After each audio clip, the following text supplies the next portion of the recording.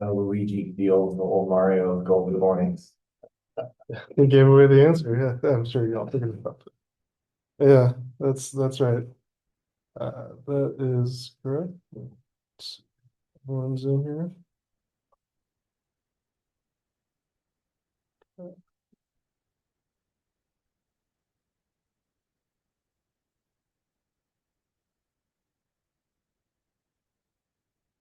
All right.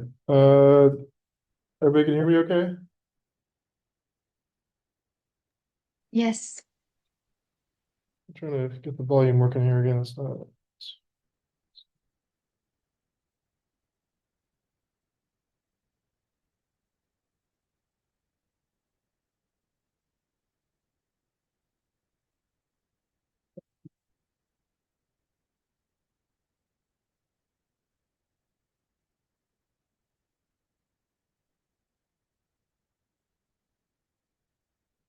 Visual sound.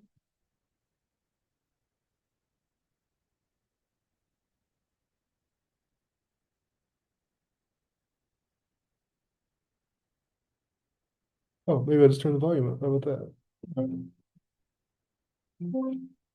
right. Okay, can I get one more test from the Zoom? On the volume? We can hear you. Yeah, Okay. we can hear you. We're good. All right. We're good. We're good. It was more volume. Our volume was my volume. All right. Let's see. So revisit the syllabus. We've got two more classes, including today. So I'm sure you got a lot to do in the last couple of weeks of your semester or term, whatever you call it. I think we're on track with the current syllabus. So homework number 2, I put your grades up for those and I posted solutions. So that if there's any questions on those, I can take them in a minute, but you should have your grades up for the first two homeworks and the participation. So I believe there's a total at this point, because I haven't graded homework 3 yet, which is due today. So your total score now is out of 50 points, including homework 1, homework 2, and the participation. So it probably tells you your percentage on the class website, but the most points you could have at this point is 50. And that includes the 2 homeworks and the participation. And then homework number 3 is due today. So I think I've already received a bunch of those. I'll confirm later today or tomorrow, but that's our plan. And then I have a take-home final for you that we'll look at in a minute, and that'll be due next week, as we discussed. And then I also have some practice questions we can go through to prep you for the final, but the questions should be pretty familiar with what you've done in class or on the homework. And then we will have class next week. We'll do some I want to finish a few more things in the textbook. Some of the chapters post 15, so 16 through 20. I'll try to cover the key topics there. It won't be on the final, obviously, because the final's out today, but we'll still have, participation grade for next week. Assuming you all you can come. So that's the plan. Sound good? Yeah. All right. Let's see. So again, your grades are updated. I posted solutions for homework number 2 here. So you're welcome to take a look. If you need to reference anything. Okay, any particular questions on the homework that Just one I wasn't sure you'd about. like me to revisit? Okay, I'll give you a second. I would like to see how the tree looks. Oh, homework, the one due today. Yeah, oh, that's due today. Yeah, that's due today. Yeah. Yeah, that one you have to try first, but or do you, unless you need Oh, help. I already turned it in, so. Oh, you already turned it? Oh, okay, yeah. You're right. All right, it's technically not due till midnight, so you know, There are some homeworks probably coming in 11:59. Yeah, you're right. But I'll go over that. I have another one, kind of practice ones we can go over.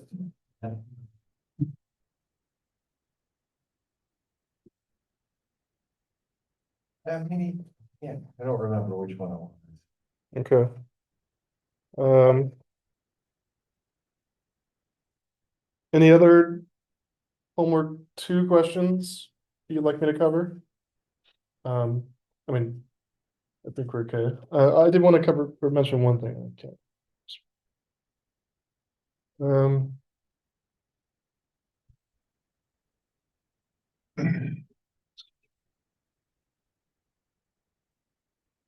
In the waiting room here. Oh, the one thing I did want to mention was the elasticity one. The one I had you do, or just the 2. So I know that in the textbook and in a lot of textbooks, they give you like the other way to do this, which is the midpoint formula, which should give you the same outcome if the number might be a little bit different. The one thing I did want to point out is I don't usually use that method in practice because it's fine and maybe it's a little bit easier, but it's a little bit misleading because if you do the midpoint, it would give you the same, like, let me see if I can describe what I'm, my critique of the textbook. So if the price were to go from $2.50 to $3, you'd have a certain elasticity. And if the price fell from $3 to $2.50, you'd have another. And the midpoint formula would give you the same, like it's in the midpoint. So if you want to know the exact estimate from going up or going down, it's a little bit different. So just note that most of the time, like if you use that and you got something like 3.0, or I can't remember exactly what it was, but that you got full credit if you did the midpoint formula because that's what's taught in practice. But in like some marginal situations, you know, on the demand curve where the elasticity can switch from elastic to inelastic, it might give you the wrong answer. It's a good practice, but if you just make a note that the elasticity from going a price increase or a price decrease is a bit different because you're raising the price or lowering the price. So just note that the midpoint formula would give you the same exact estimate if it goes up 50 cents or down 50 cents. Whereas this price change would give you the specific way. So I like to use this method just because I think just because I know it's more accurate. But there's nothing wrong with the midpoint formula. It's a good practice, but just know that it's valuing an increase or decrease the same, which is not always the case, right? Because a price decrease versus a price increase is a different change, right? The demand can change. So just noting it out, you're free to use the midpoint formula for you know, the rest of the semester, but you know, if you want to impress your friends in Thanksgiving, you can critique the midpoint formula and pull out this one. But You are recording today. yeah, let's confirm that. Thank you for, yeah, we're good. Okay. Any other questions on? I mean, you've already turned this in, but just if you wanted me to clarify anything, here's my solutions. But let me know. And then just a reminder that the other homework 3, our last homework is due today. So if you have any particular questions or get stuck, I can try to help you, but if not, I'll post my solutions before next time. Okay. So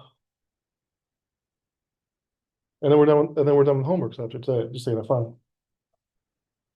Everybody good on the homeworks?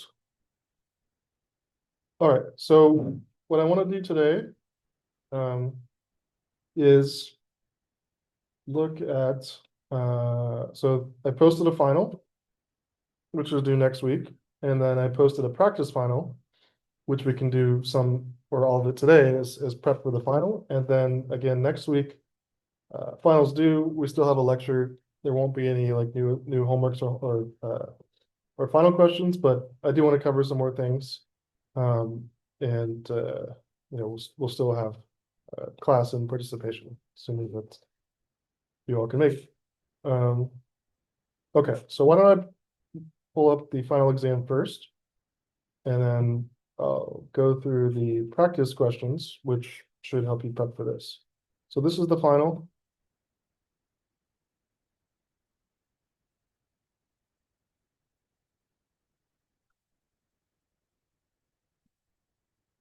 Okay. So it shouldn't be too unfamiliar. I took some of the main questions from the 3 homeworks and maybe added a few extensions, but it should be pretty repeatable from the homework questions. So I have one quick question on net present value. We did a bunch of those on, I think, homework 1. So that one shouldn't be too much. I guess I even put the formula for you, so you're welcome to reference that if you're not doing it in Excel. There is another part on supply and demand. And I not added, but we went through all of these parts individually where you have, we talk about complements and substitutes. We talk about inferior goods and normal goods. And then we talked about supply and demand shifting. And then remember we had that one question where you could probably reference just to confirm your answer, but when both of the curves shift, it's important to know where the new pricing quantity would be, or what thing is dependent on the magnitude of the shifts. So that brings kind of everything together for a nice question. I had some old questions that I think are applicable here, and so I put some of those in here. So this one will do you'll just draw the diagram. So this one, what I'll do in class, and then you're welcome to do it at home in your own method. But I think what I'll do just for the supply and demand curve is I'll draw the shifts up here on the whiteboard, and then I'll post a picture of them so you can see it, and I can walk you through it. But these ones are really the only thing that's difficult to do on like Microsoft Word, because I can't really like draw a curve. So you're welcome to. I think for just a couple parts of these questions, it might be easier for you to draw it on like graphing paper and just take a picture of your answer, or even submit it separately, whatever you want to do. But so we'll get to those couple. There's a couple on elasticity, which we just did. So again, I'll use the percent change method. You are free to use the midpoint method, but just note that like your answer compared to my solutions will be slightly different. You should get the same, like if it's elastic or inelastic, that shouldn't get any different, but it would be a bit different because again, I'm asking you for when the price rises, and the price falling would give you the same midpoint wise. Okay. There's one, so we had a couple questions like these on the homework where you get a cost curve, a marginal cost curve, and in some cases a demand curve and marginal revenue curve to figure out the profit. So this should be familiar. I added one part from, this is like lecture 1 or 2, where it's important to, when you're calculating profits, know the cutoff or know the kind of criteria for if this firm should keep producing. Now, most of the cases, I can't remember if I have one that they will actually shut down, but there's a quick method or a quick check you could do, and essentially like before you calculate profits, if you see that this firm is taking a loss with producing more, then you can note that they're going to want to shut down. And so basically this part C is comparing the cost of producing versus the cost of shutting down. And so we had from like chapter, I don't know what chapter it was, but it was the first lecture, where the rule of thumb, which I wrote in the practice questions, is you compare the market price to the average cost. And what you'll see is if the average cost at that quantity is not bigger than the market price, then it's essentially costing the firm more to keep producing. And there's no point doing that, so they'd want to shut down. So it's a nice little check. We'll do a few examples, but you'll get an idea of like, oh, I understand why this firm should shut down because the price they're getting or the revenue they're getting from the next price isn't covering their costs. So all right, they're not gonna make it. All right, so it's essentially the same homework questions, just with one quick check on confirming that they shouldn't shut down. And again, I can't recall if any of these will actually be a shutdown case, but just knowing the method is important. And then there's identify the type of market, which should be pretty self-explanatory, where we've got perfect substitutes, perfect competition. We've got oligopoly, we've got monopoly, and we've got monopolistic competition. And there's a little outline I think I posted a couple weeks ago that goes through those, but we'll practice that identification. So I think this question and the supply and demand just bring a lot of things together in one big question. And then I think I have one more game theory question, which is basically identical to the one you just did, or the one you're going to do for the homework today. And so maybe it's a little bit longer than a homework, but it's pretty well, probably since this is 30 points, it's supposed to be like 1.5 homeworks, I guess. So just, plan your time accordingly. I don't think it'll take you a week to do it, but just maybe it takes, how long do the homeworks take you normally? I would do one problem a day, so. Okay, so then Couple hours. couple hours, Couple hours. couple hours total? Yeah, Okay, yeah, so just plan accordingly, so this will probably be a little bit more. So if the homework takes you 2 hours, this will probably take you 3, or Okay. vice versa. I think that's, yeah, but you should have plenty of time to, I know you have other, what's your other final do next week? it's 16 weeks, so it's not a final. Yet. Oh, Yeah. okay, this is the only class that ends? Yes. Oh, okay, all right, So, well, that's nice for you, I guess, yeah, okay. Great, okay, yeah, a lot of times there's these like 8-week courses, they all end and you have all this stuff to like. Right? Okay. So anyway, this is the exam. Just think of it like a bigger homework. You're gonna prepare your answer sheet on a Word doc or a PDF. And then you're gonna email it to me by next. I guess I'll keep it consistent and you can have, up to midnight next week, just in case you have any last minute questions. But if you want to get the last thing done in this class and work on your other stuff, you're welcome to send it to me early and just cross off your list. Up to you. But yeah. Okay. So this is the exam. You have it to start and complete at your convenience.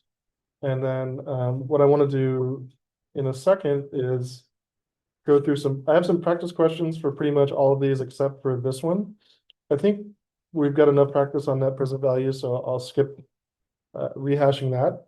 If you do need help on that, let me know, but I think that's the one thing we can probably glance over because there's like 4 practice questions on the first homework, and it's really the same thing. So my guess is that most people will get this correct, so I wouldn't worry too much about Roman number 1.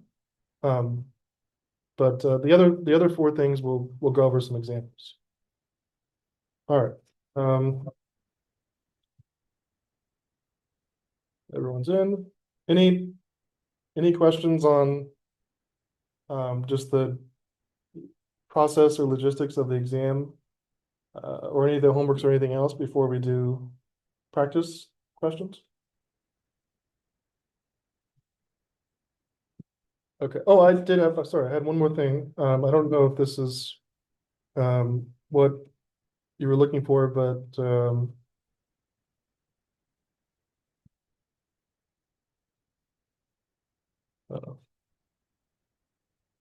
so under, I think, lecture slides, at the end of class last week, somebody, I think Adriana requested some additional. Game theory. So I did find a free text that I just posted here. You're welcome to take a look at this. The thing about game theory is I'll warn you, it's like it's one of those topics that like you'll go through like chapter 1 and chapter 2 and you'd be like, I got this. And all of a sudden it's like super complex. So I wouldn't and it also this was yeah, this was a professor. I posted this also because years ago I got my undergrad at UC Davis, so this professor also wrote this book. So and it's pretty new. It's 2024, and it seems to be a pretty, you know, acclaimed text. But I'll warn you that this is a lot of this stuff could be like, you know, PhD level game theory problems. So if you don't want to get too deep dive into it, then you don't have to, but it's here for your reference. It seems like a pretty good textbook.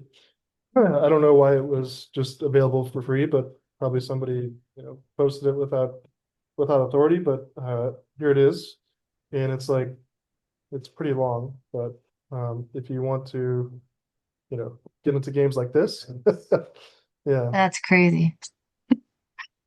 So uh I'll, you know, from my days in a PhD program, there was a class that was just game theory, and the homework assignments that we turned in were like they were like 50 pages. It was Nice. you would have to like get one of those big staplers or turn in like a binder, um, because some of the problems would just go on for multiple pages, and like the exam would just be like one question, and like if you didn't get the concept, you were like out of. So I think this is a really fun area, but you need to really dedicate your time to it to proceed with all these concepts. But if you want to flip around or Awesome. with them, yeah, Thank you. you're welcome. And so the game theory is still used today, I assume? Yeah, correct. Yeah. And it's happening. It's, you know, it's happening every day with these firms and businesses. Yeah. Yeah, I don't think it'll ever really go out of style because the concepts are, and you can update the games or like figure out new ways to, you know, with like the, um,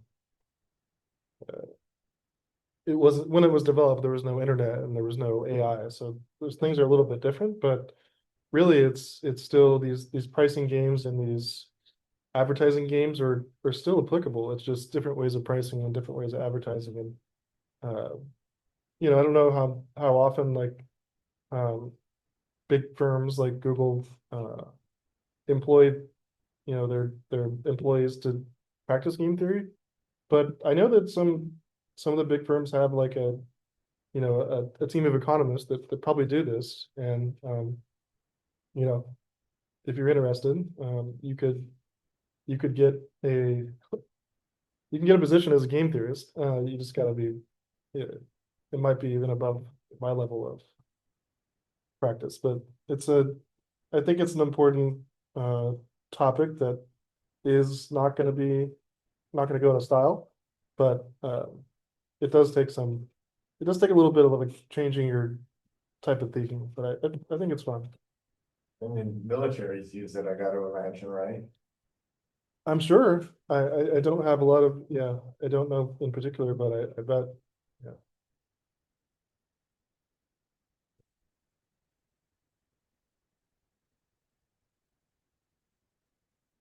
Just want to turn the volume up.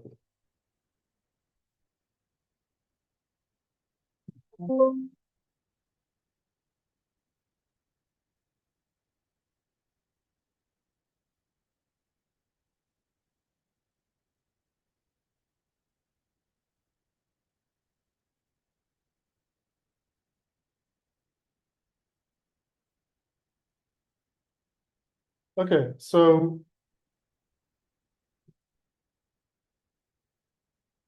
what we're gonna do next is go to uh, practice final section. And the practice final is, we're gonna go through it now. And this should give you some references, some practice for the final that you're gonna do for next week. So if you go to practice final and you open this up or download it, whatever. Oh, I'll just upload this.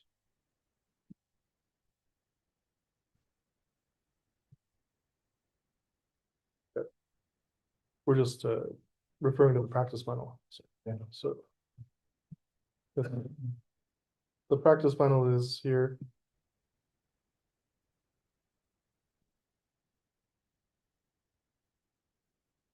Okay, so what we'll do for practice, and I think this should give you a good references for the exam, is do a couple supply and demand ones. We'll do a couple elasticity questions.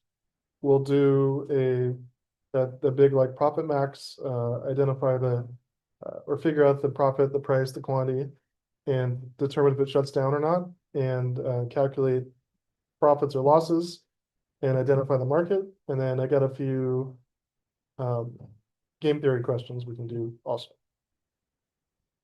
So, well,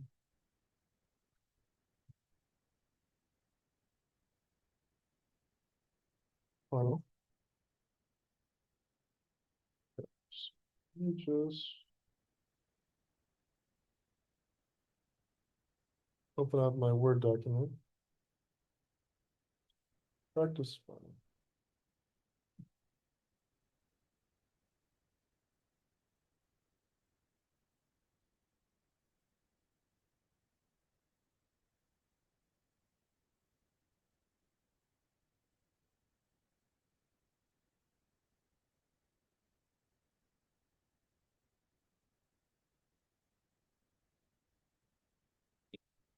Okay, so let's do the first couple. And again, for these ones, I'm going to draw a quick little graph up on the blackboard, and then I'll post it here in a second, and then we can look at it together. But, okay, so for these types of questions, here we go. So just draw a supply and demand diagram for whatever the good is. So in this case, it's Charles Shaw wine. I don't know $2 check. if, yeah, I don't know if you recall this, but it's like, Oh, he's $2 is anymore. it still around? Or is, I don't really know, to be honest with you. yeah, I just, I remember it being like $1, maybe $2, but it was literally $2 check, and it was not very good, or it is not very good if you're into wine. But I do like my parents make these like gift baskets, or at least used to, for their neighbors, and like send them out. My dad's not a wine drinker at all, and he bought like a bunch of Charles Shaw wine and put it in these gift baskets. My mom was like so mad. She's like, "You can't give that to people." So he's like, "It's fine, right?" He's like, "What? It was on sale." Yeah. So it didn't. They had to switch those out. And, like, we just had like a case of Charles Shaw wine that no one drank. Okay, so we're gonna draw a market supply and demand diagram for Charles Shaw wine. And then we'll label the axes and curves. And then first thing is we'll assume that Charles Shaw wine. So I'll talk you through it, then I'll draw it, and then I'll see if I can post it here in this presentation, so I can, like, you can see the visualization too. So assume Charles Shaw wine is an inferior good. All right, and what does inferior good mean? Do we recall? So that means that there's a negative relationship between income and demand. So that means that more of this good is bought when income goes down, and then less of it's bought when income goes up, right? So assume consumers of Charles Shaw wine all get a stimulus payment, meaning their average income increases. Okay, and then we'll illustrate the effect of the increase in income on the demand curve for Charles Shaw wine. So we know right away that if this is an inferior good, the consumers get more income. We can state that the demand curve for Charles wine will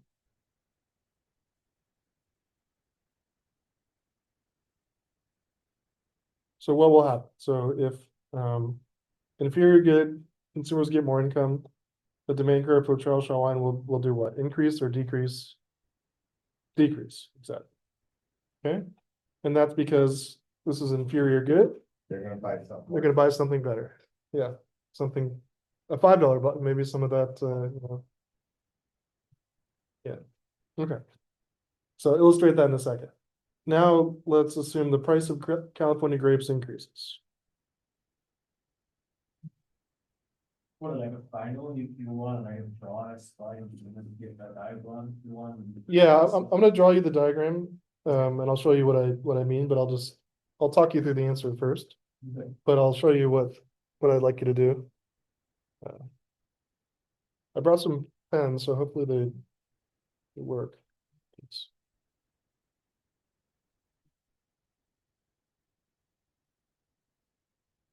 Okay, now assume that the price of California grapes increases, which is obviously a key input in the production of Charles Shaw wine. So let's illustrate the effect of the price increase on the supply curve for wine.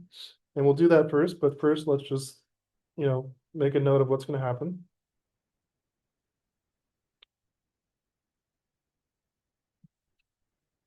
So supply curve for Charles Shaw wine will what? Okay. So if the price of grapes increases, which obviously go into the production of wine, is that going to cause supply to increase or decrease or neither? Increase. Increase, right? Because it's now a little bit more expensive to supply this wine. Now it costs them $1.50 to supply it instead of $1 or whatever it costs. But I actually don't. It seems like the price of something like that, given the time and production and transportation it takes to make that, would actually be like a loss. I don't know how you can make money on wine selling for $2, but maybe it's just like one of those situations where they just want to get you in the store, like the Costco hot dogs. Like if you recall, those things have been $1.50 for like 20 years. And Costco said like we lose money on these, but we get so many customers that come in for other stuff that it's like worth it to. So and then how do the changes in supply and demand affect equilibrium price, equilibrium quantity? And we had a whole, scenario of this in homework 2, maybe. So if you want to just use that as a reference, you can. Because I think all the scenarios are outlined there, but just to do the full question here, do price and quantity rise, fall, or remain unchanged? Or the answer's indeterminate because they depend on the magnitudes of the ships. So we can probably figure it out word-wise, and then I'll show you what the graph looks like. So we're looking at what happens to equilibrium price and equilibrium quantity.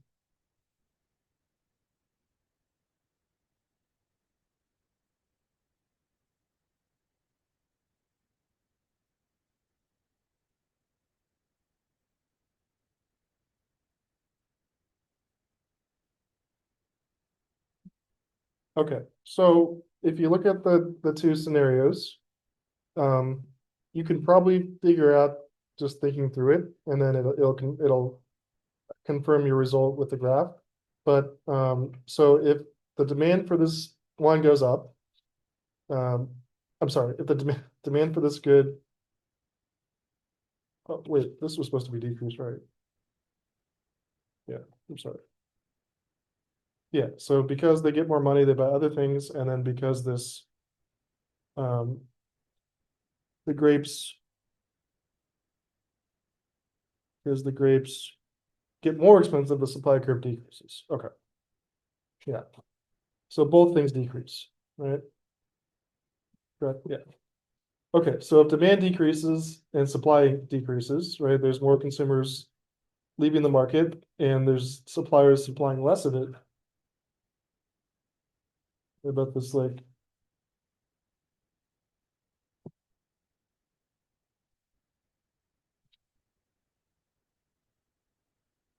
It's like it was the backup, the reverse noise. I don't know what's going on here.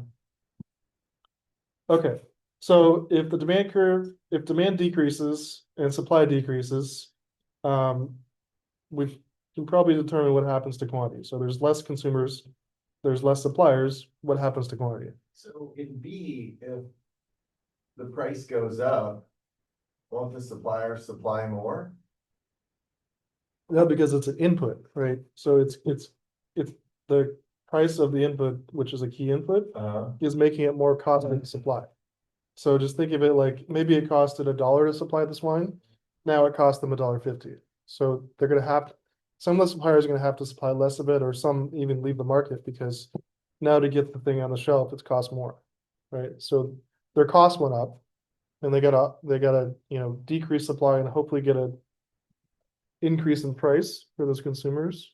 So if the cost to produce goes up, you would see a decrease in supply.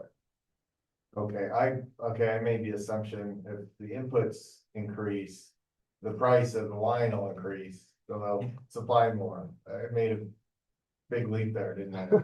Well, the price of the wine would increase, but Yeah.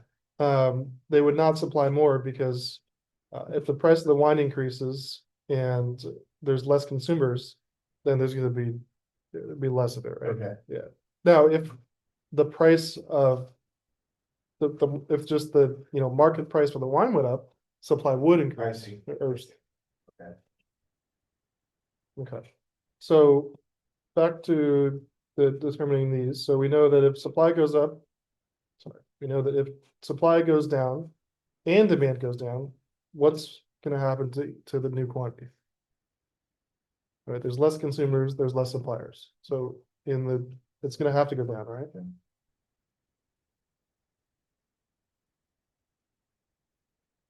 Okay.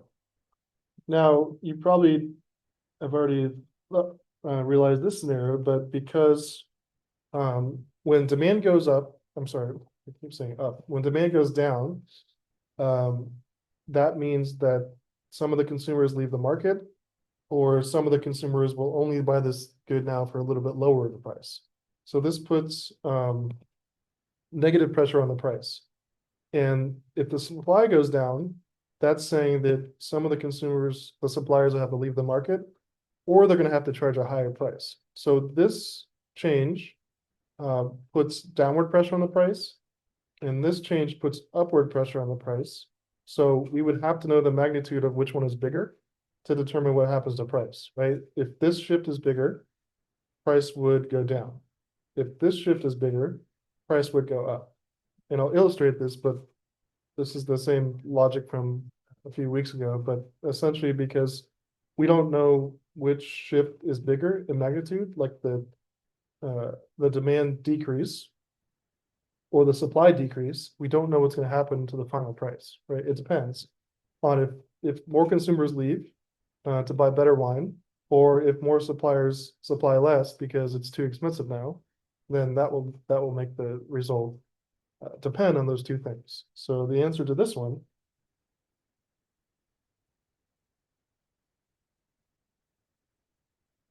right?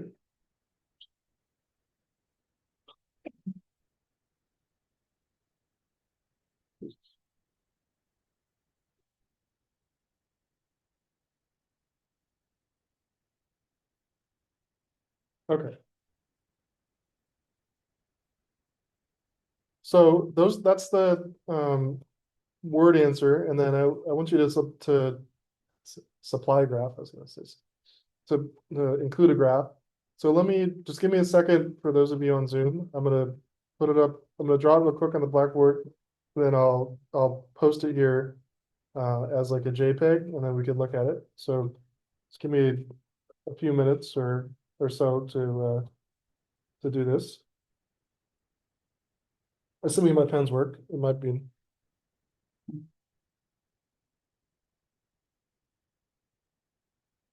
Okay. So. Oh, look at that. Not too much. All right, so this is price. This is quantity. This is supply. And this is demand for this good, right? And we've noticed here that the demand curve is going to decrease, right? So if the demand curve decreases, that's equivalent to this. Or let me actually, this is the original.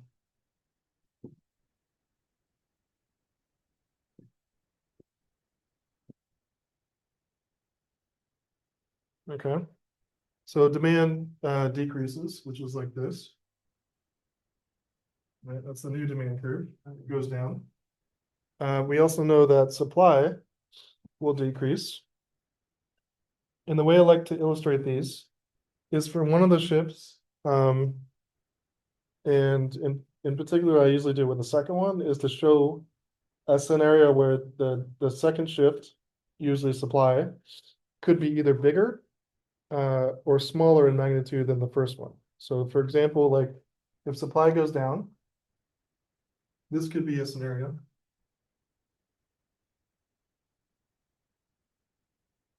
Okay, or this could be a scenario. Right? So either supply goes down a lot or supply goes down a bunch. Either way, we're showing the range. So essentially, like if this were the case,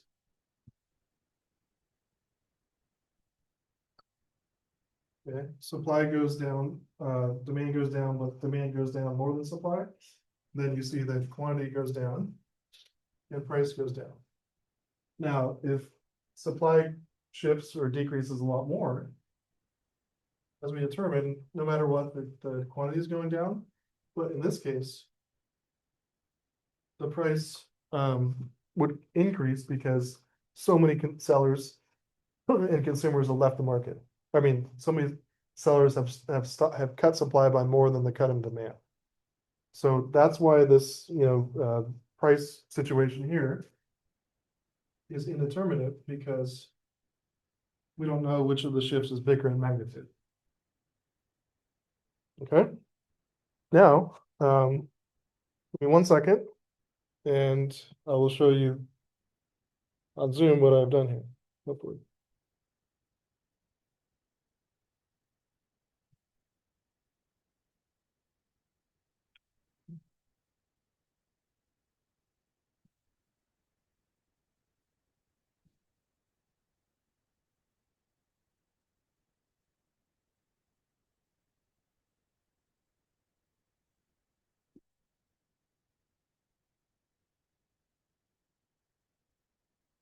Um,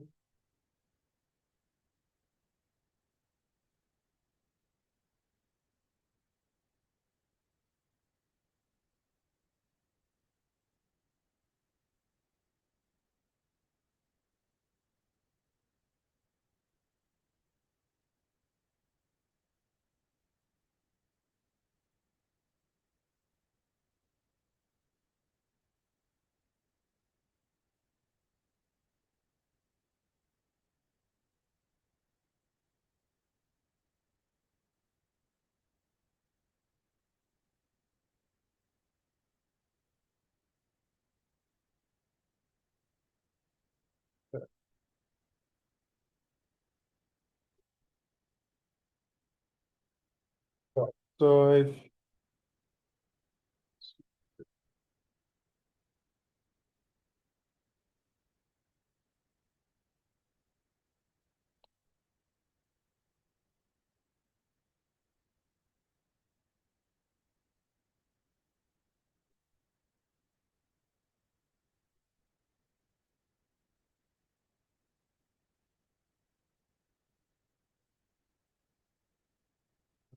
I just emailed it to myself. Let's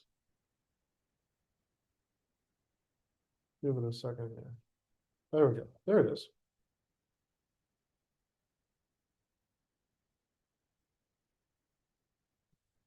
Um,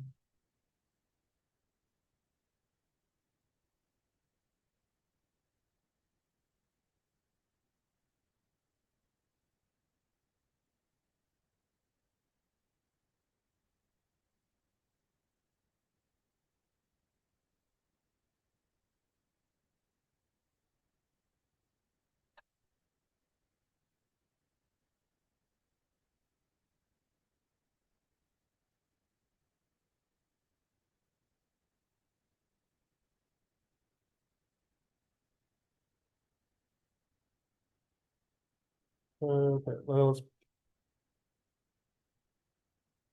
Roundabout way to get this to. Think of any other solutions.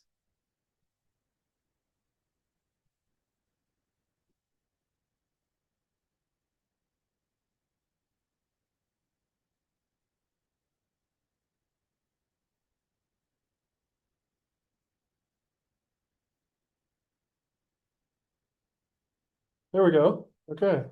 See, the technology.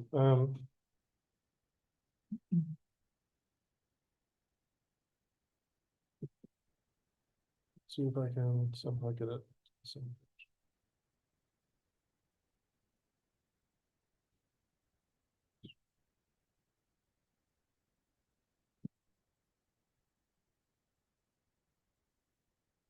Well, anyway, we don't need to put it on the same page. Okay, so if you can all see this, this is what the typical graph would look like. So we drew the market, which I'll show. We drew supply and demand, and we drew the decrease and the decrease, and you can see here. Everyone can see my graph that I drew. The black curves are the original supply curve, and the black demand curve is the original demand curve. And here's our price axes and quantity axes, and the original price and the original quantity are here.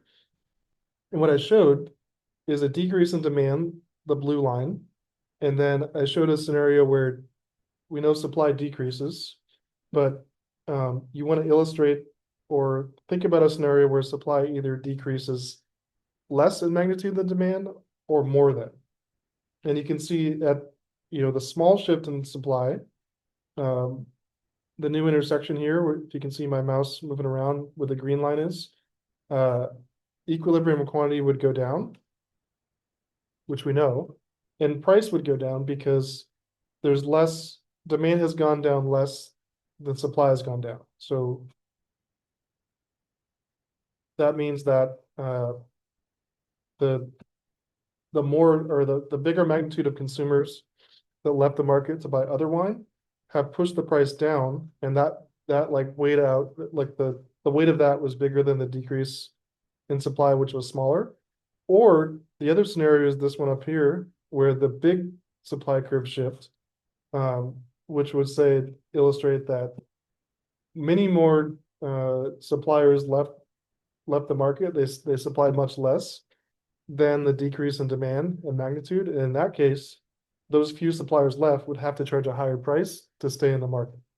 So it takes a bit of thinking through, but I think this type of graph really illustrates what we already know, in that if this decreases and this decreases, the quantity has to be lower, but the total effect on price depends on which of the curves is bigger in magnitude, either the supply curve or the demand curve. And then this illustration would kind of show both scenarios, which is this one up here where the price goes up, or this one over here where the price goes down. And there's really nothing else that can happen. Like you could do it such that the demand curve does the double shift, but either way, we want to show a scenario where the supply curve decrease was smaller than demand and vice versa. So for like the exam, you could I don't know the most effective way for you to produce this. Maybe just do it on a piece of graphing paper. I doubt you all have whiteboards at home to do this, but it's pretty. Once you do it once, it's pretty simple, and you're welcome to use this as a reference. But you're just illustrating supply and demand, illustrating the two outcomes, and that's it. So questions on this graph illustration? Yeah. So, and the final, how many graphs are we gonna have to do? Just one, or you're gonna be more than one?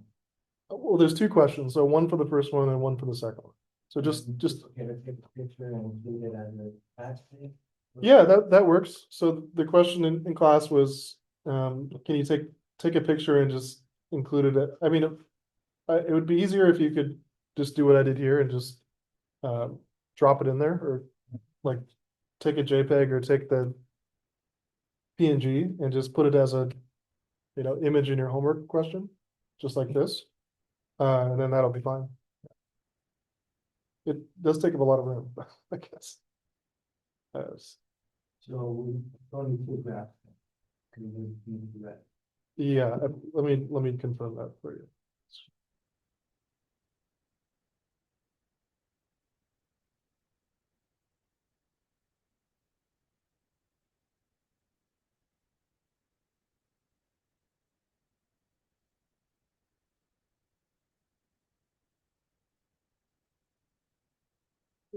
Final.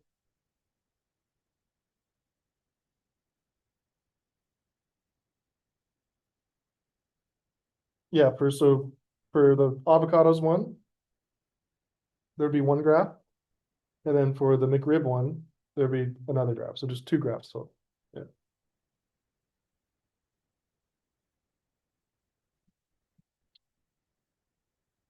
So for the A and B, you don't want, you have to like graph, but for like the final. Like an A, B. Well, A and B are just, You just- yeah, I guess that's so A and B are together. So So you just want like the equivalent price from from the tablet, right? correct. Yeah.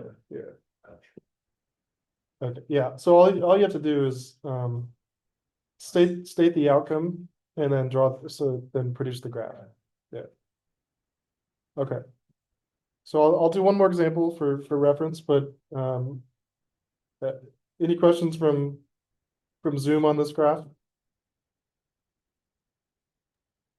No. Good. Okay. No. Okay. All right. Let's do one more, and then again, I'll post my answers to the.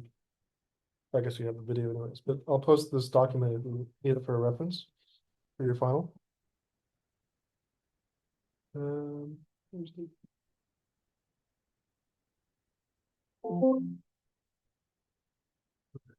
the next one.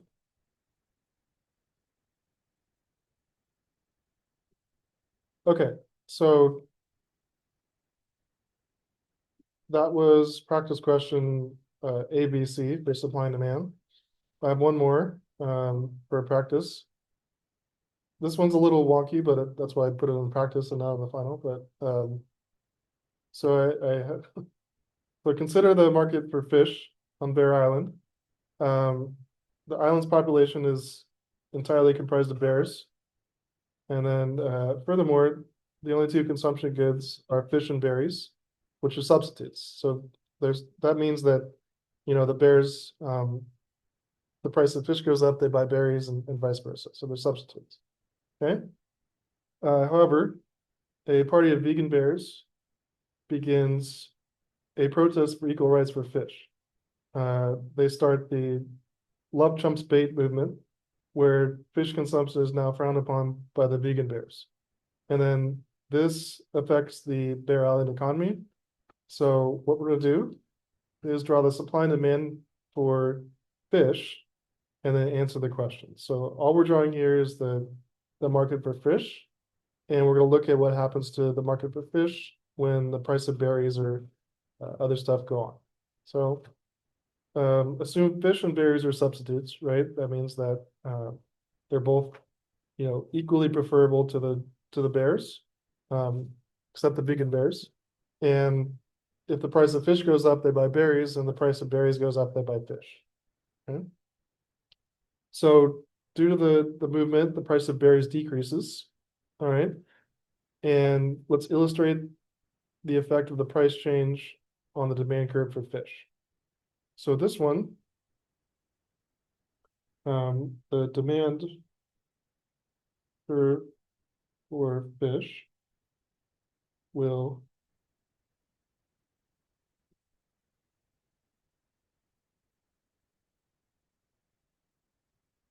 okay, so if fish and berries are substitutes and the price of berries decreases, what happens to the demand curve for fish?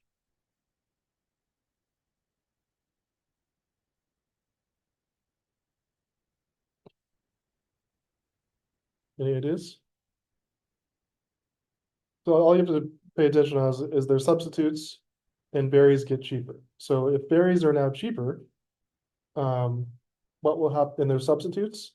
So now berries are a little bit cheaper than fish. What will happen to demand for fish? Go up. Well, it would do the opposite, right? Because if berries are now cheaper, then they buy more berries, right? And they buy less fish, because now, relatively speaking, they can have either one, they're substitutes. And if berries are now cheaper, that means demand for fish will decrease. Right? Okay. And then additionally, President Smokey Bear imposes a fish tax on the supply side. Okay, so suppliers of fish must now pay a tax for every fish sold. And let's illustrate the effect of the fish tax on the supply curve for fish. Okay, so now the supply curve for fish will for what? So if there's a tax and each unit of fish is now a little more costly, what happens to supply of fish? Decrease, exactly.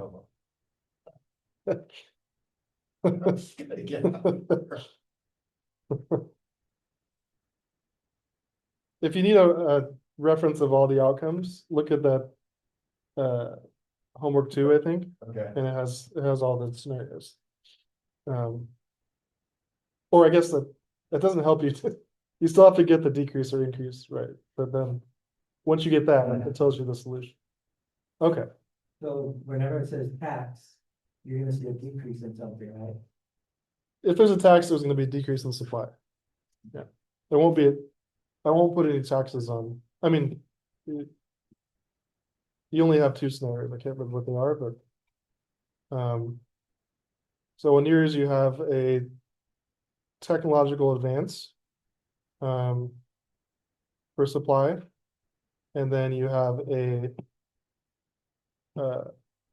Input price increase. So. It'll tell you like, it makes it more costly or less costly. But, yeah, if there is a tax. It would be on the supply side, probably in these examples. But in the homework question, there's complements. Price of one of the complements goes up. And there's also a technological advance in one of the goods. If that's the case, it says like, with the same inputs, firms can now supply more avocados. So that means that they would supply more because at the same price, they can supply more, right? And then, if one of the inputs, the price of the secret sauce on McRib's increasing, that's the same thing as like, what's the one we just did? What was that one? The tax on, Charles Schwab. Yeah, that's the same as like the price of grapes going up, right? Because now it's more costly to supply the McRib. And the same thing, like it's more costly to supply the wine. So just think of like, with nothing else changing, if it's more costly to supply it now, supply is going to decrease. If it's less costly to supply it now, supply is going to increase. That's really it.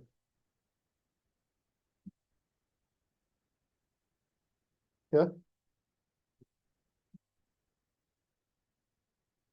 Okay. So for this one, again, we determined that their substitutes, the price of the substitute goes down, therefore the demand for this one decreases because now berries are cheaper. And there's a tax, which makes suppliers of fish more costly to supply each unit, and so the supply is going to decrease. Okay, and then all we have to do is determine the outcome, and then produce the graph. Okay, so.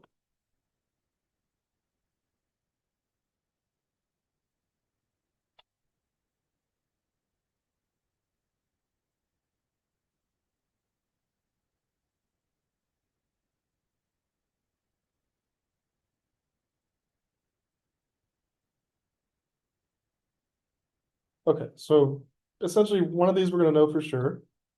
And one of them we're not gonna know.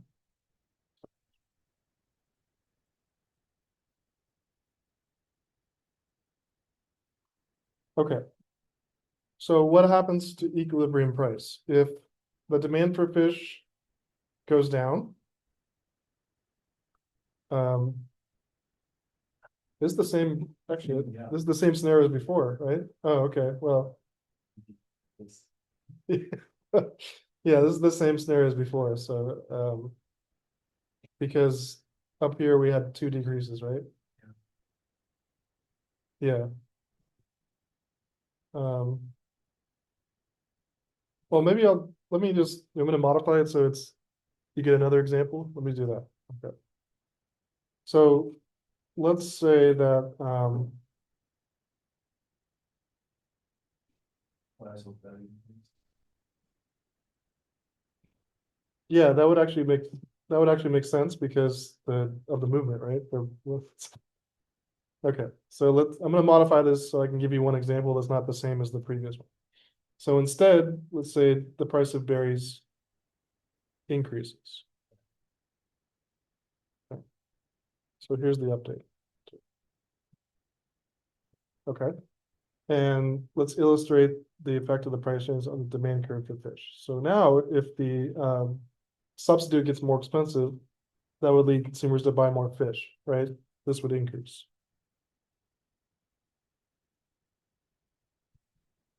Okay, right? Berries are more expensive, fish is relatively cheaper. The bears buy more fish. And this part will be the same. We'll leave the fish tax. Okay. Okay. So in this case, you can probably see that. Let's look at the price part first. So if demand goes up, that's saying that the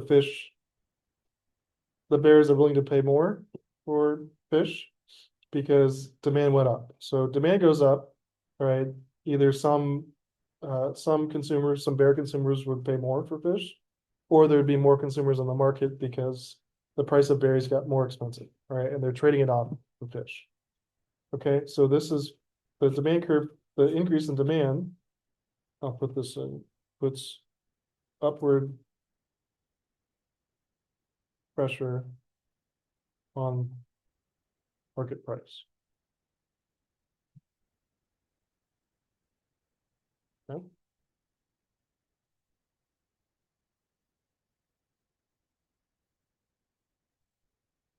Okay, and let's look at this part. So if this is the same as before, but if the supply goes down because of the tax, that'll mean that they're gonna have to get, basically some of the suppliers are gonna leave the market and not supply the fish.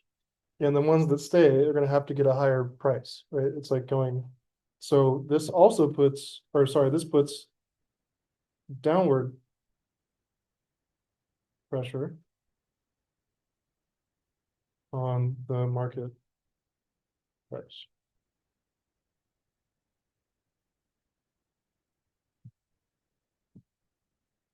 Right? Right, so just one more time, like demand goes up, they'll pay more for the good.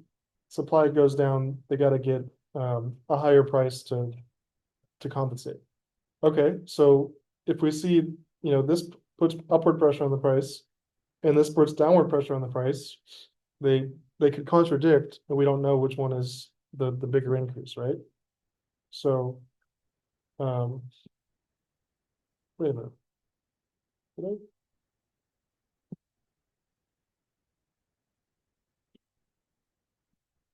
I messed that up. All right, I had to write this time, right? Yeah, I'm sorry. Okay. So supply goes up or demand goes up, supply goes down, right? So I got this part right. the demand goes up. It'll put upward pressure on the price. And if supply goes down, that's also gonna put upward pressure on the price, because as we talked about last time. They gotta get a higher price to keep selling this good. So sorry for the reverse logic there, but to start from the beginning. We have substitutes, the price of the substitute goes up. And therefore, the demand for the other good goes up because it's a little bit cheaper. That puts upward pressure on the price because there's more consumers and they're willing to pay a little more. The tax decreases supply because it's now a little more costly to supply fish. And because of that, those consumers or those sellers would need to get a higher price to sell because it's getting more costly. They're gonna compensate for the input price, the tax, with a higher price in the market. So this increase puts upward pressure on the price. And this decrease also puts upward pressure on the price. So if consumers will pay more and suppliers have to get a higher price, what's going to happen to equilibrium price? Increases.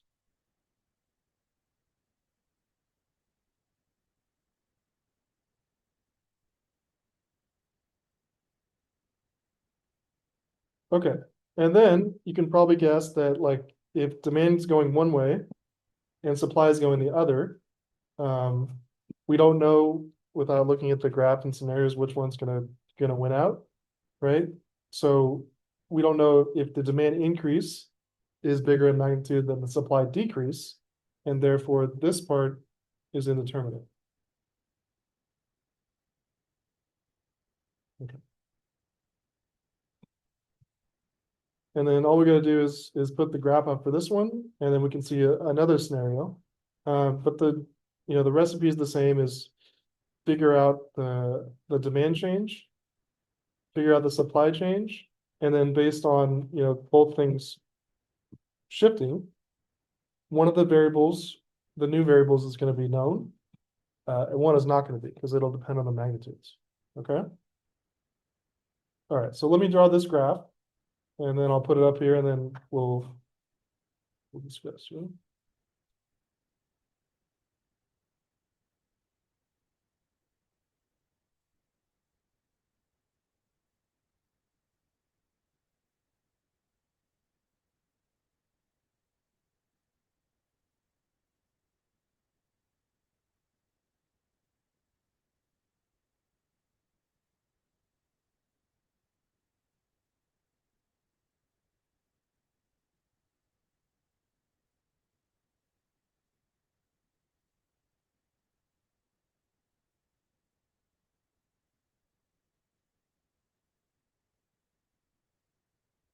Okay, so here's the original price and quantity. Okay, then we know that demand increases, right? Because the fish are now relatively cheaper than the berries, so demand for fish increases.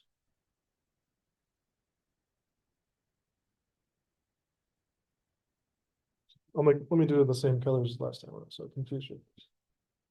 Demand is blue, okay?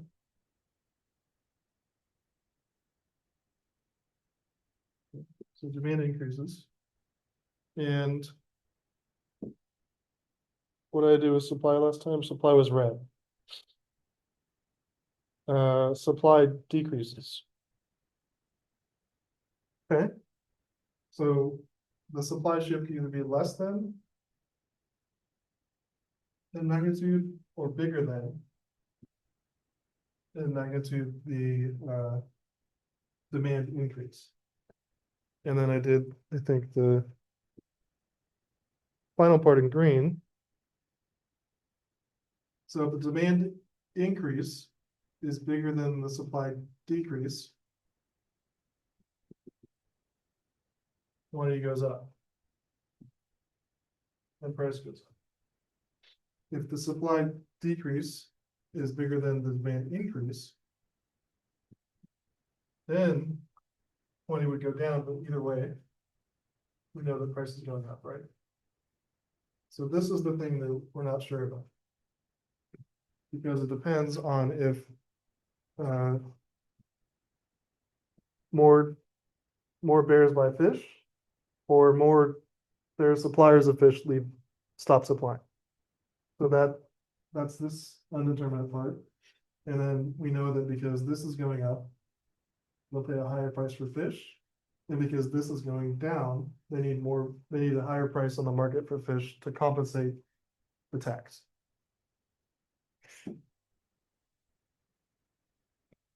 Okay, 1 second, I'll produce this graph too.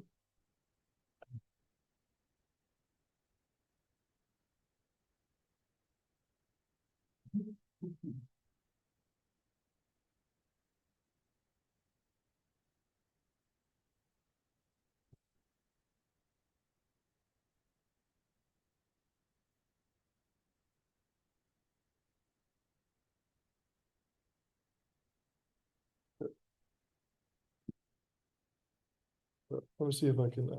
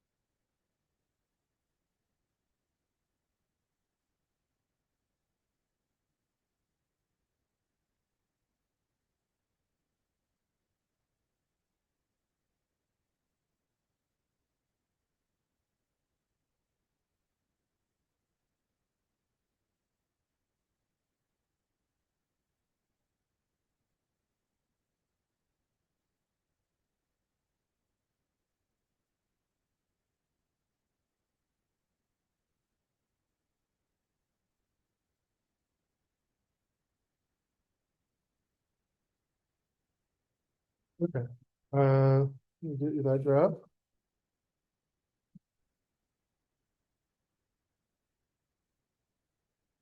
Take a second.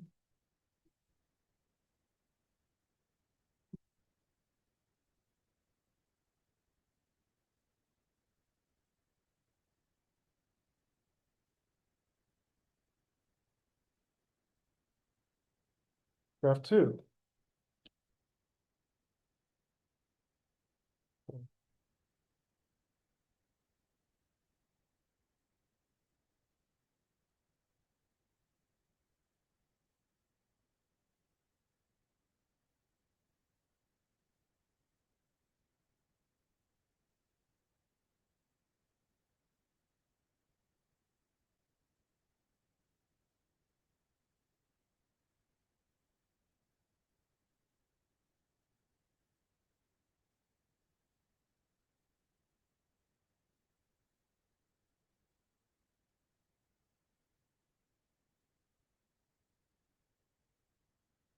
Okay, I made that one a little more sizable.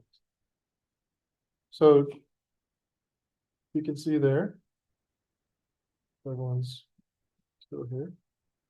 So in this case, just to reiterate, we had the substitutes, the price of the substitute went up, so the demand for the other good, the fish, went up because it's now cheaper. And the supply curve decreased because of the tax. All right, and we know that here's the demand increase, the blue shift. Okay, so the gray ones or the black ones are the original supply and demand curve. The black and P star are the original price and quantity. If demand goes up, it goes to the right. See that shift?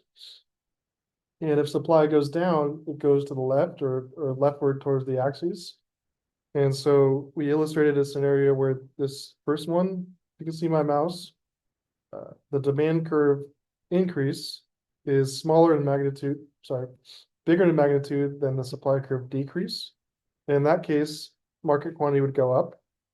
Or we can have a scenario where the demand curve increase is smaller in magnitude than the supply curve decrease. And that's over here where quantity goes down because more suppliers have left than demand have increased. But either way, if this goes up and supply goes to the left, the price is going to go up because Consumers will pay more for the fish.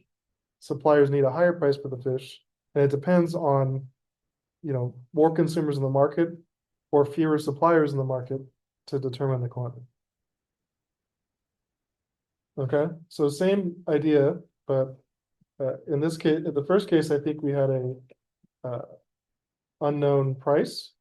In this case, we had an unknown quantity.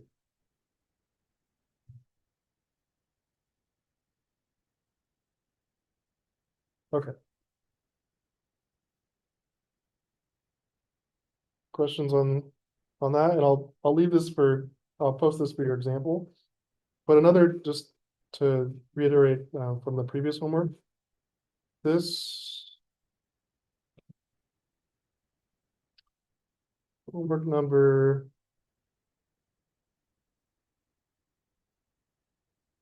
2. Let's see.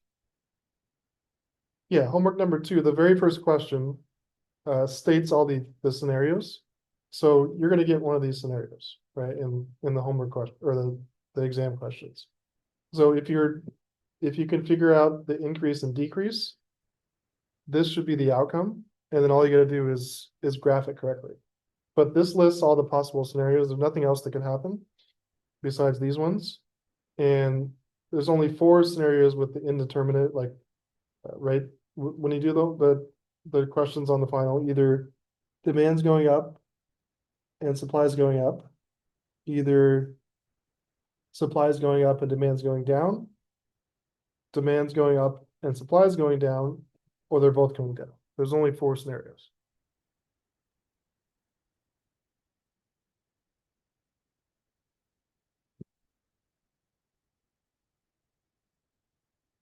Okay.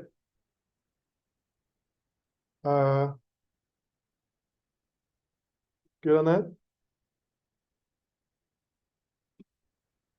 Okay.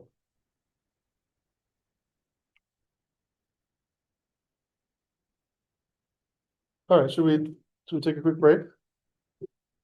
All right. Good. All right, so let's take a break till 10:10. Quick break until 10. Oops. 10.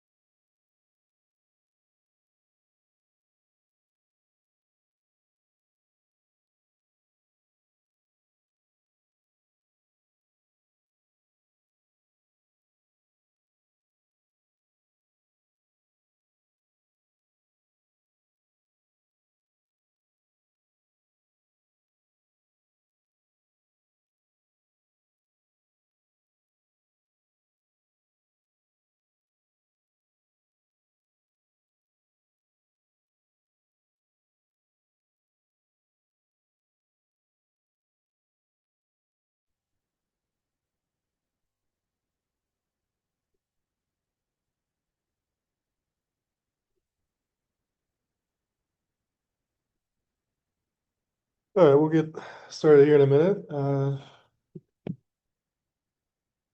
Everybody back? We're still there? Yes.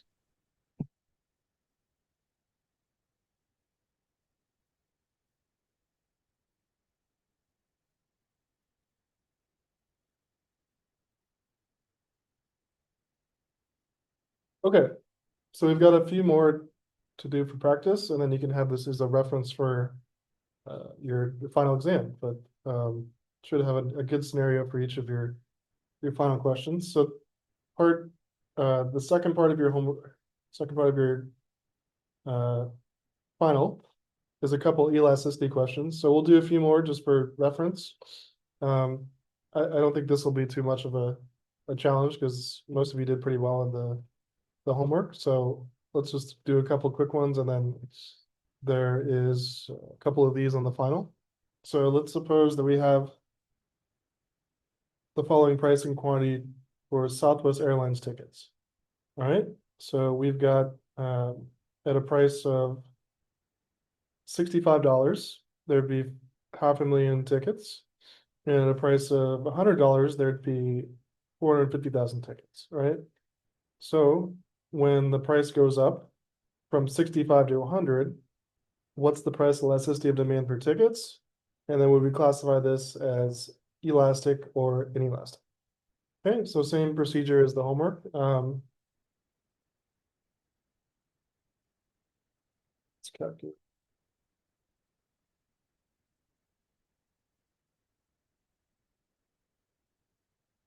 So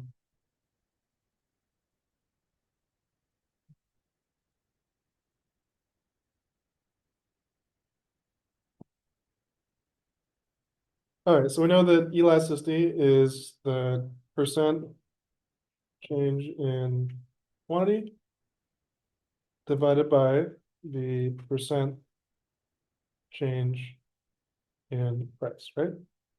So in this case, we can use that same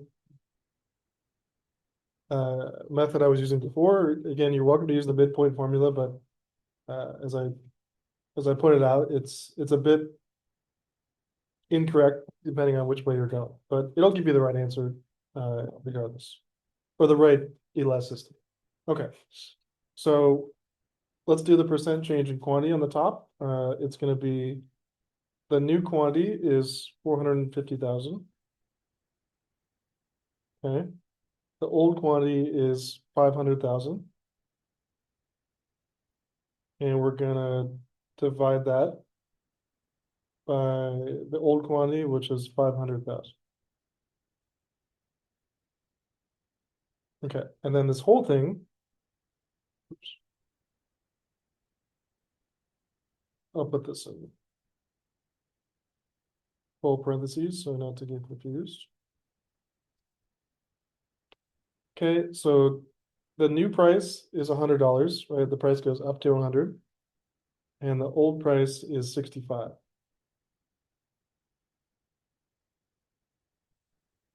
Okay, so the percent change is just the change over the original. So we went from 500,000 tickets to 450,000, and the price went from 65 to 100. Right, same thing we did before. So all we gotta do now is figure out what this is.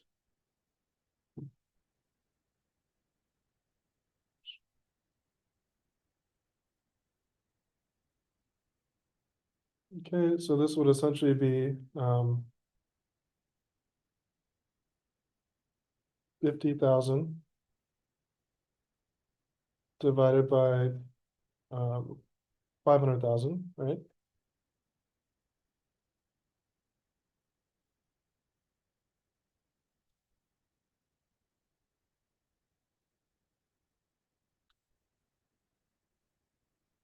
And then the bottom part is what's 40 or 35 divided by 65, right?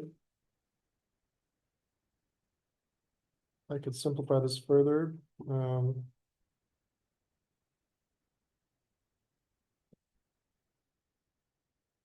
So 50,000 over 500,000 is, I think, just 1/10. Right? And I think that's good enough to get us to the calculation phase. So if we put this in the calculator, 1/10 divided by 35/65, that's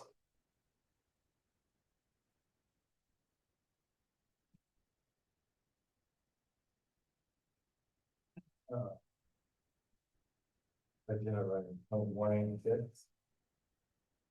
I didn't use Point- fractions, but I'll it should be. that sounds right. Okay. Let me just double check what I got.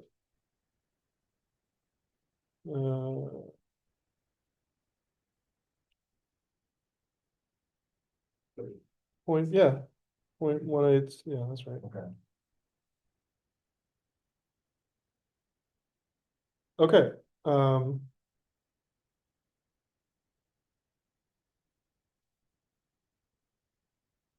so I suppose that I should have put the. It doesn't make a difference because we'll zero it out, but just to not ignore the math, this part would have been negative, right?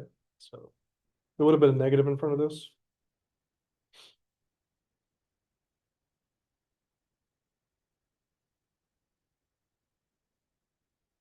Okay. And if we take the absolute value of negative 0.186, we get 0.186, which is much less than 1, right? So we'd call this relatively inelastic. So there's our check, and this was the elasticity.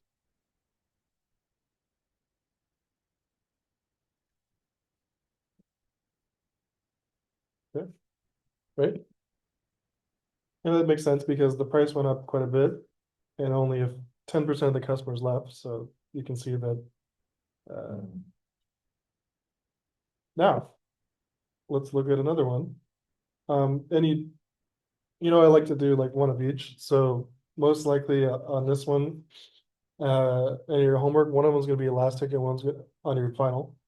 One's gonna be elastic, one's gonna be inelastic. So just keep that in mind. Okay, now. Let's suppose we have the following pricing quantity for in-flight cocktails. At a price of $5, there'd be 5,000 cocktails demanded.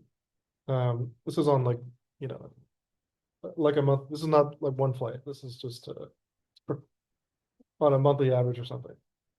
And then this at a price of $7, there would only be 25,000 cocktails purchased. Okay.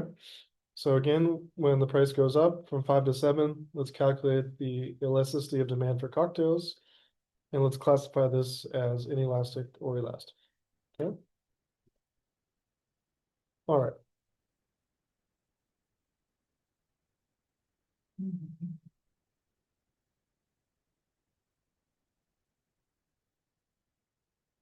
There's always something, sounds like something's going on when we're in class.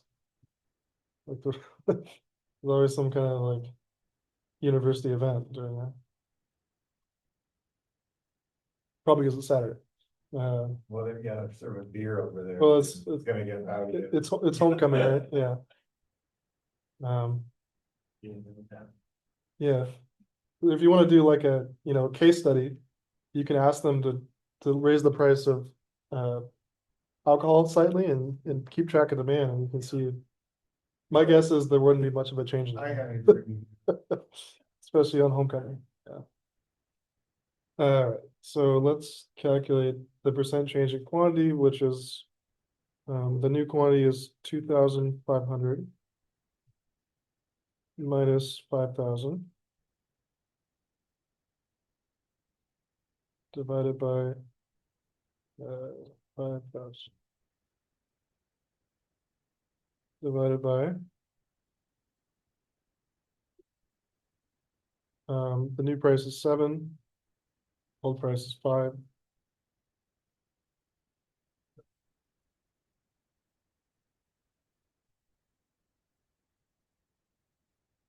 Okay, so again, this will be negative something. But this will be 2,500.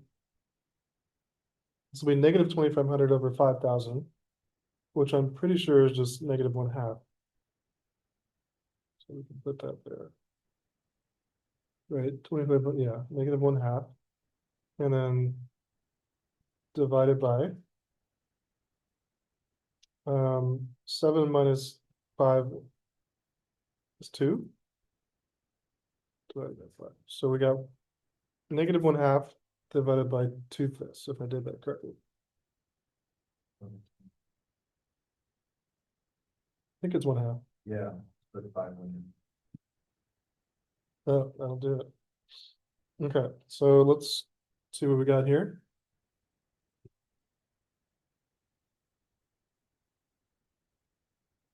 Bunch of 5. That sounds right. 1.25. Okay, let's do our comparison.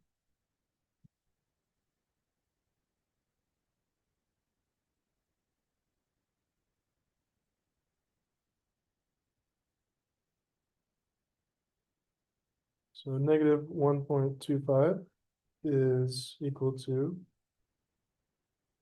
1.25, which is in this case greater than 1, saying that this good is elastic, which would make sense because the price went up by less than half, and the quantity demanded is cut in half. So the quantity demanded decrease, the percent change in demand was much bigger than the percent change. Actually, not much bigger, just bigger. Okay.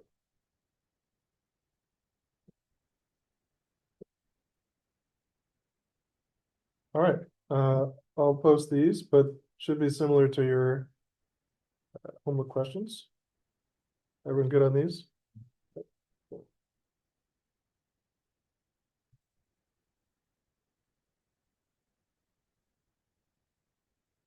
Okay, so let's hit, there's only a couple more, well, couple more multiple part questions, but so the profit max one, we're gonna have some scenarios where we're gonna get the cost curves, the demand curves, the MR curves, depending. We'll get the output. We'll get the price. We'll determine if they should shut down. We'll calculate profit or losses, and then we'll identify what market it is based on what we know the different types of markets. Okay. And just to point you in a reference point for if you need it for your final under lecture slides. Or market models. I posted this maybe last time or 2 weeks ago, I can't remember, but this will illustrate the 4 different types. So when you're identifying the market here, it's going to be one of these 4. So your answer to the last part of these sections is going to be one of these 4.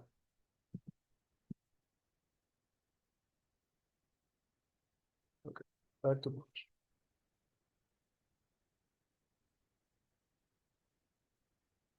All right, first part. So this section has multiple letters, but same process for each section here.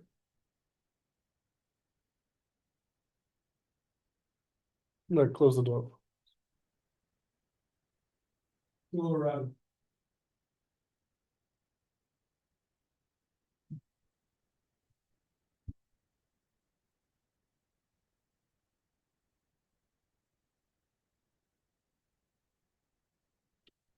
Okay, so the following equation describes a firm's total cost and marginal cost. So here's our total cost curve.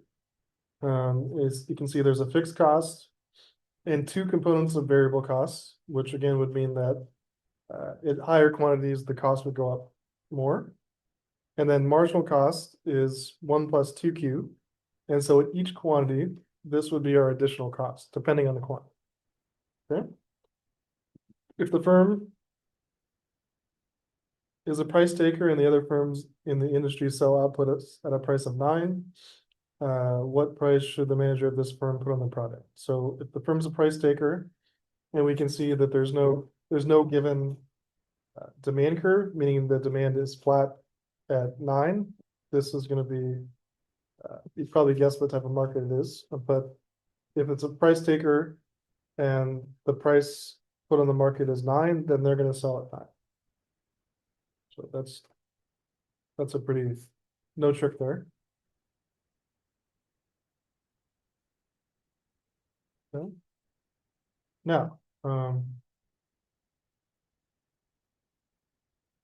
what level of output should be produced to maximize profits or minimize losses? Okay, and remember, the profit max condition is where marginal revenue equals marginal cost.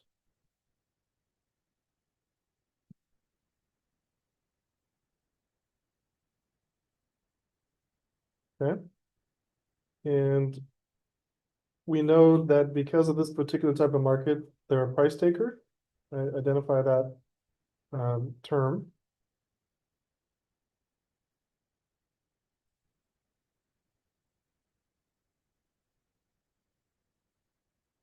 So if they're a price taker and the price is just set at 9, that means that each time they sell or don't sell another unit, the extra revenue they get is $9. So it's $9 for each unit sold no matter what.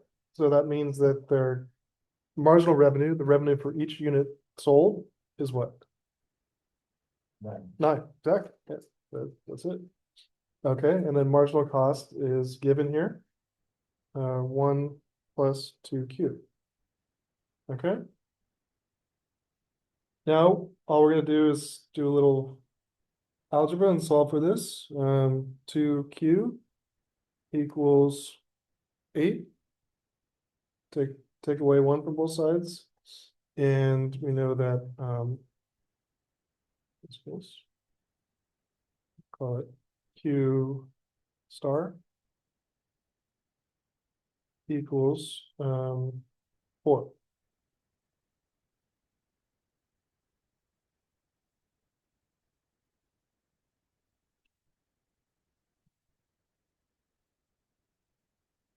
Okay, now this part we talked about it was in one of the chapters and discussed in one of the lectures, but I didn't incorporate it into the homework question before. But it's a nice part to throw in here because if you can identify that the firm should stop producing or the shutdown point, then it's good to know why that's the case. And it has to do with the cost compared to the extra units sold. But essentially, to determine if the firm should keep producing or shut down, you would just compare average variable cost at the price. In this case, the price is set at 9, but it depends. So what we need to do here is, because we know the price, $9, all we have to do is calculate average variable cost at this quantity and see if it's bigger or less than price. And if price is giving us more than our average cost, we can keep producing and get more revenue. If it's not, we're losing money for each unit sold, and we should shut down. Okay, so I put the hint on all these ones. I don't know if I put it on the exam questions, but just use this hint to answer this part. Okay, so average variable cost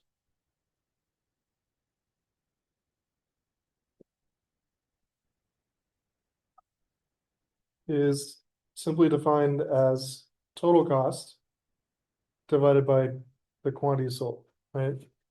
So if the total cost is given, or the total cost is something, and you want to see how much it costs on average, then divide cost by how many units you produce, right? Okay.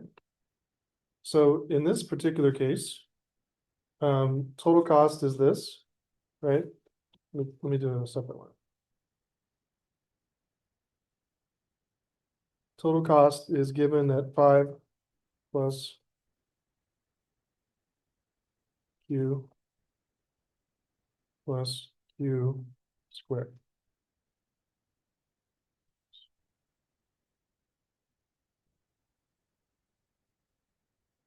Okay. Um,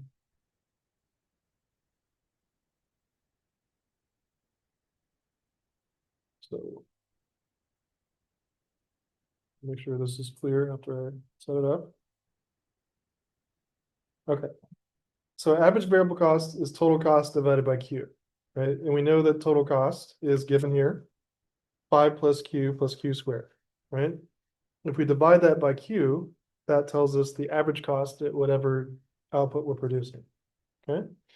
So all we have to do is divide this by Q.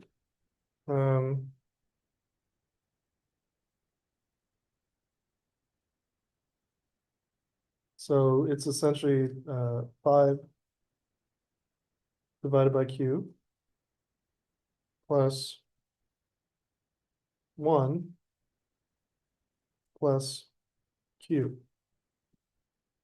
I'm just dividing the Q by each component. So 5 divided by Q is 5Q. Q divided by Q is 1. And Q squared divided by Q is Q. Right?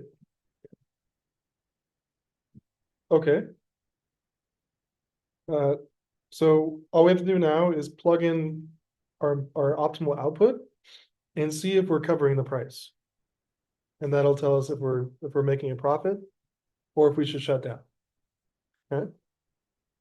So average variable cost is this.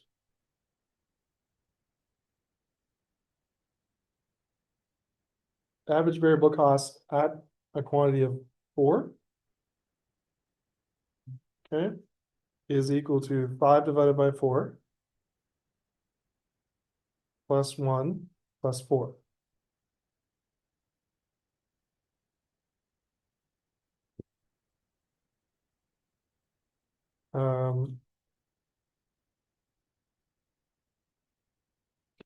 I didn't realize I had a fraction here, but 5/4 plus 5.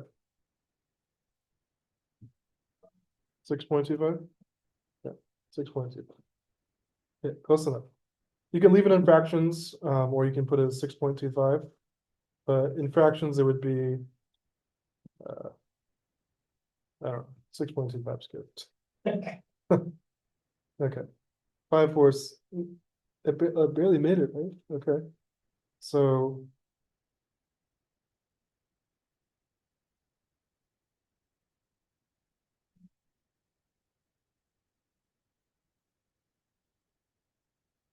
yeah, so essentially what we've done is we've barely covered our costs, probably which is common in this type of market. But what we do for this part is check. Well, this is what we're checking, right? Is price bigger than average variable cost?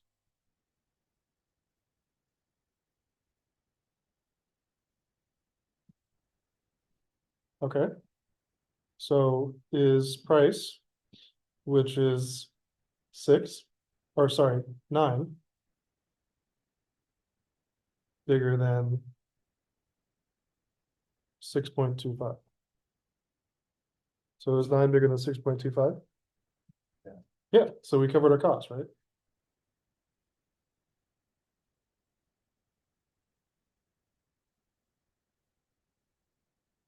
So yes, this firm is covering its average cost to produce at 4 units. So that would mean that we're gonna keep producing. You don't have to write that whole thing out, but just you do this check. And if this comes out, then you're showing that the firm is making at least to cover the cost. And so producing more, or at least producing 4 units, would give them a profit.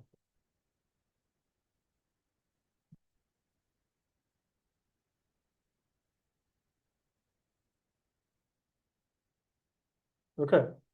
Now, let's calculate profit, or losses. We know it's gonna be a profit because we did the check here.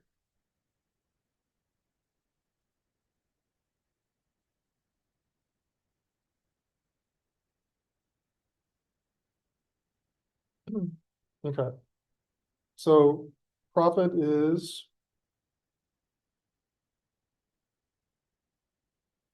revenue minus cost.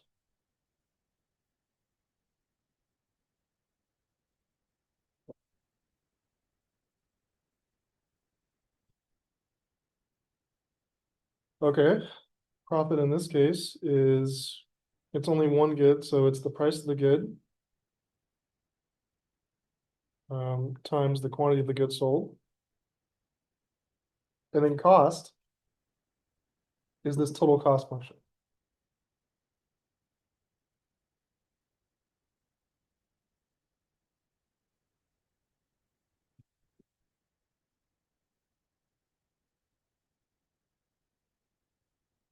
Okay, so now all we have to do is plug in the price and the quantity to get the profit. And it should be a profit because we checked that the price was high enough to cover our costs. Okay? So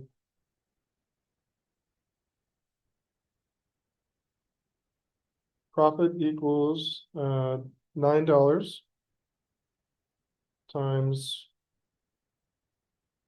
what are we selling? Four. Four. Okay. And then minus, remember this is an entire cost function. So we want to make sure that we subtract all the costs.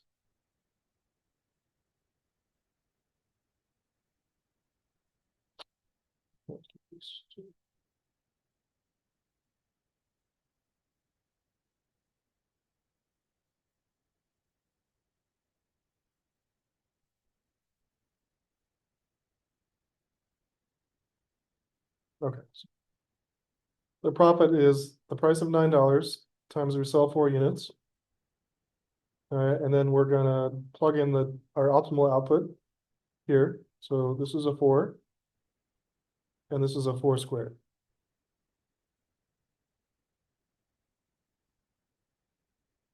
Okay. So 9 times 4 is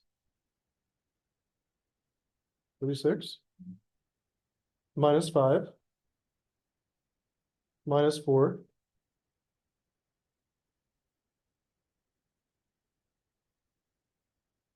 And then minus 4 times 4, which is 16. Okay, let's double check that. So 9 times 4 is 36. And then minus the fixed cost of 5. Minus the cost of the 4 units, and then minus 4 squared, which is 16. All right, that looks right. So then profit is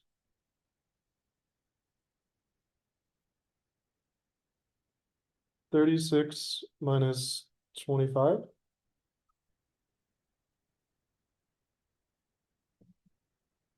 So 11.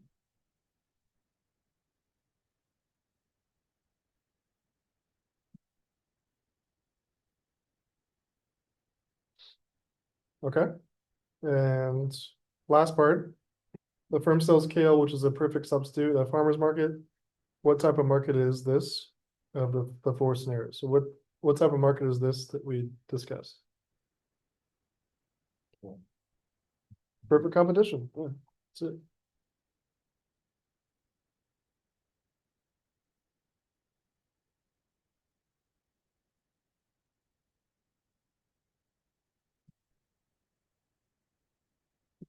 Okay, there's a couple more parts to this to give you more practice. Okay. Time.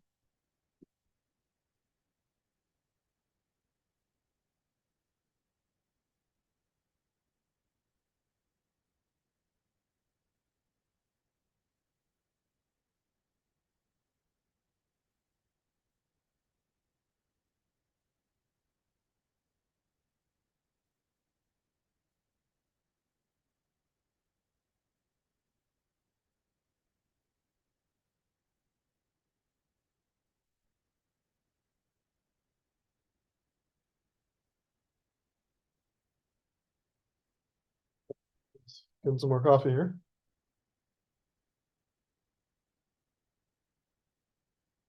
Okay, so the second grouping of equations adds a demand curve. So if you have a downward sloping demand curve and a marginal revenue curve that's not just flat, you know right away it's not perfect competition because you have control of the price, or some control of the price at least. So just know that if you're not given a demand function, it's probably going to be perfect competition. If you are, it's going to be one of the other three. Right? So now we have a demand, marginal revenue, total cost, and marginal cost. Okay, these equations. Okay, note that, let's see, so this is the demand curve. This is the MR curve. You see a pretty high fixed cost, so that might be hard to cover, but we'll see.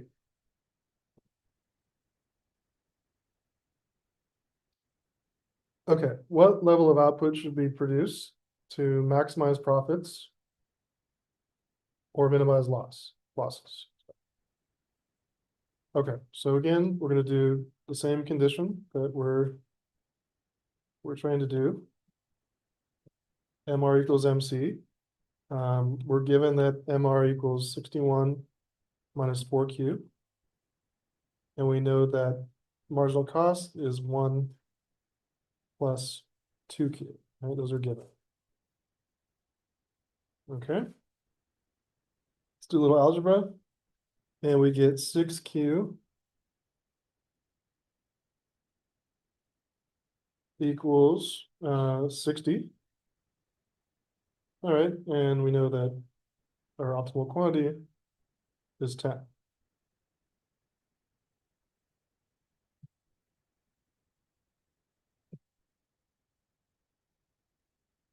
Okay, what's the market? So this time we get to at least determine the price based on our best output. So how do we figure out the price in these cases? Plug in 10 repeat. Yeah, plug in 10. We chose our 10, and let's see what the consumers would pay at that price, which depends on Q. So the demand curve equals 61 minus 2Q.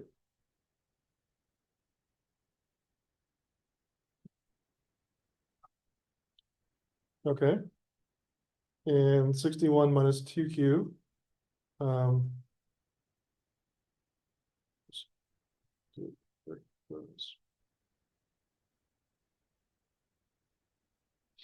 61 minus 2Q is 61 minus 2 times 10. Okay, here's our demand curve, which depends on quantity. And we know our quantity now, so what price would the market pay? 61 minus 2 times 10, or 61 minus 20, which equals 30, 41. 41? 41, yeah, thank you. I was gonna go the other way, so 39, that's right.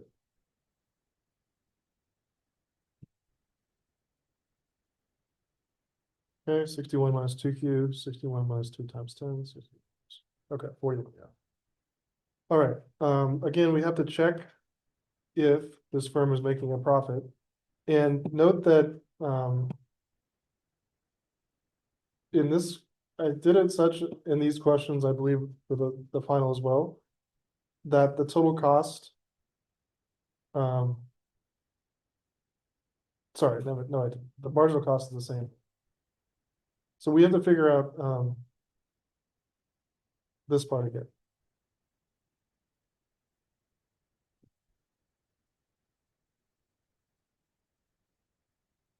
Okay, so is average variable cost at 10 units covering our price? And look, we have a pretty high fixed cost, so this, we don't know, or this might be a problem, but we'll see. So average variable cost is equal to this function, 1000 plus Q squared.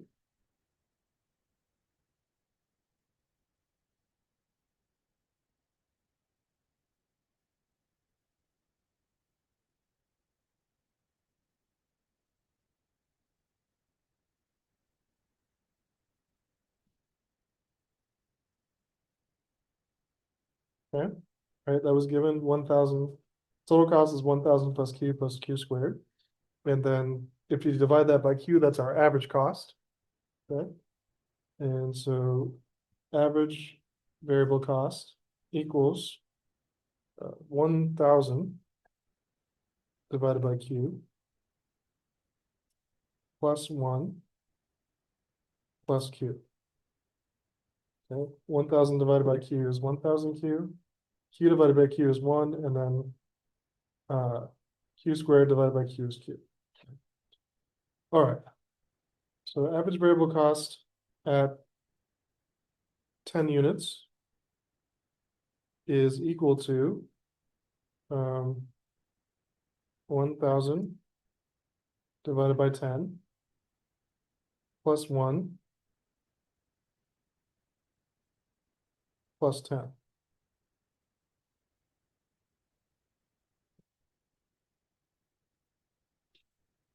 Okay, 1,000 divided by 10 plus 1 plus 10. Okay.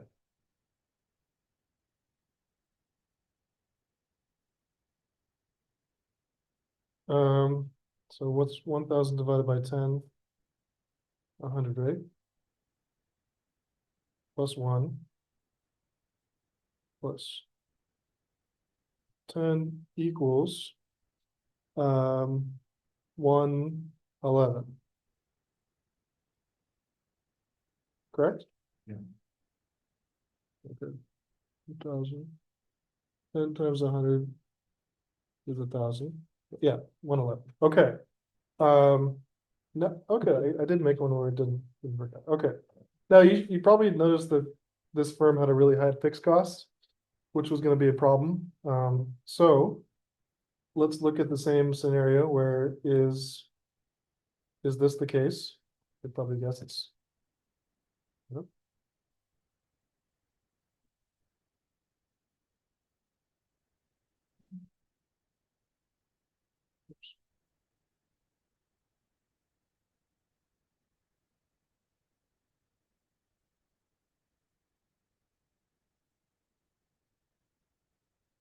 Okay, so in this case, is price bigger than average variable cost? So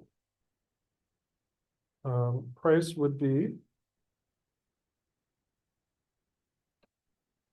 I'll just leave it there so we can.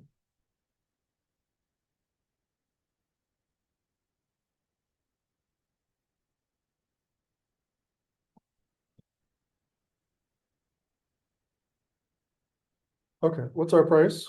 $41, right? And our average variable cost is 111. So it's pretty clear that we're not covering our costs because, we're getting an extra $41 for selling this unit, but it's costing us 111. So, no, this firm is not covering its costs at 10 units, which is the best it can do. So recommend that this firm shuts down.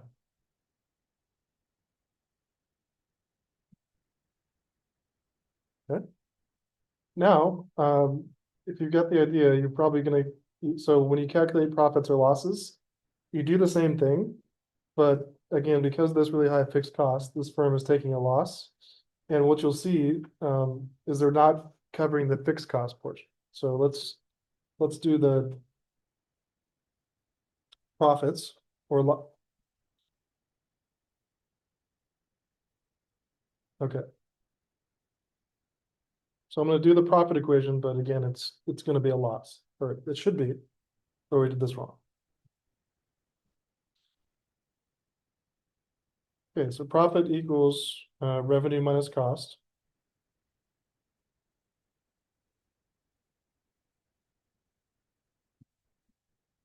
In this case,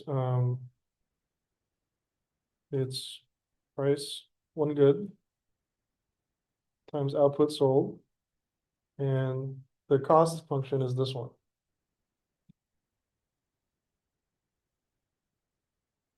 1,000 plus Q squared.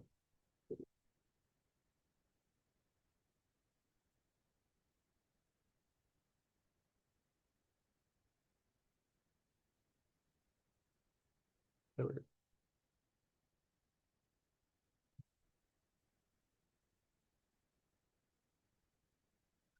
So profit at our optimal 10 units equals 41 times 10 minus 1,000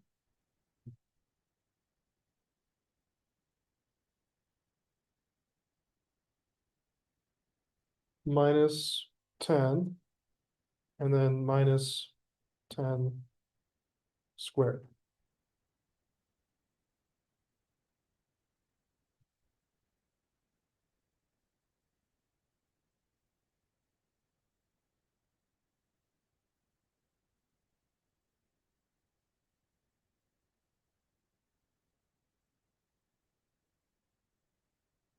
All right, so 4,100, or sorry, 410.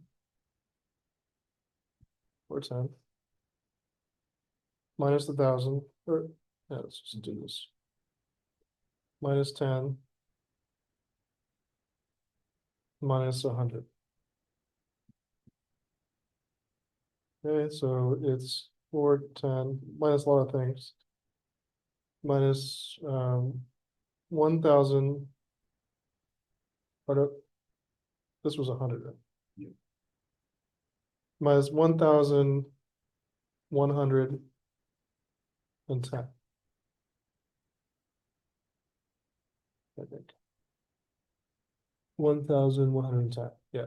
All right. And so our losses essentially are negative 410 minus negative 700.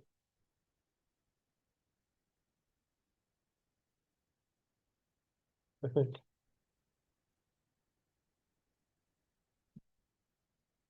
So what do you got? 480. See, okay. So 41 minus 10 minus 1,000 minus 10 minus 10 squared. Okay, so that's 410 minus 1,000 minus 10 minus 100. 410 minus 1,110 minus 700, right?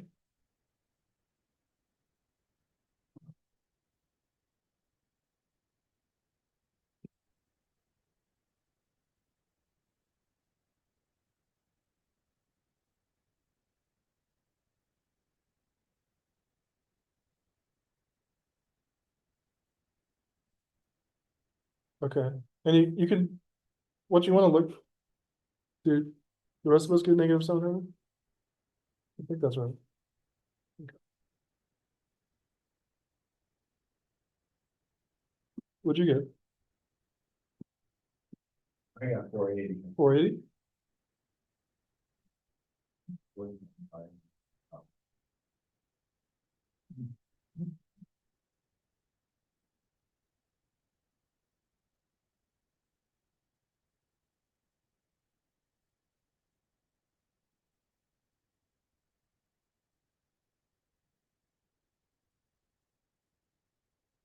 And then, well, what you can see is that as like a rule of thumb, here's the revenue. 41 times 10, like price times quantity, which is 410. And you can see that's not even covering the fixed cost. Right? And so right away there's an issue, but this high fixed cost makes it so this firm isn't able to compete. And you know, the price of the razors, which is $41, isn't covering the cost to produce it. So they take a loss of negative 700. And the firm sells razors and competes with other firms selling slightly differentiated razors. what type of market is the firm operating in? So of these four.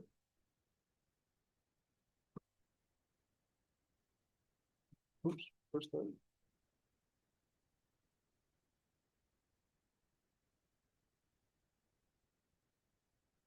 So is this a perfect competition, monopolistic competition, oligopoly, or monopoly?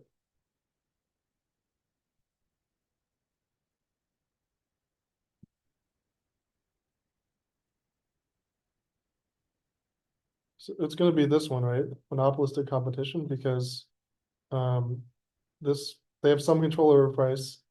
They're selling slightly differentiated products, so lots of things in monopoly is only one seller of the good or service. Perfect competition is their price takers. And so that narrows it down to these two, because this is not really like a big industry. It's not, you don't have a few tech firms competing. It's gonna be this one.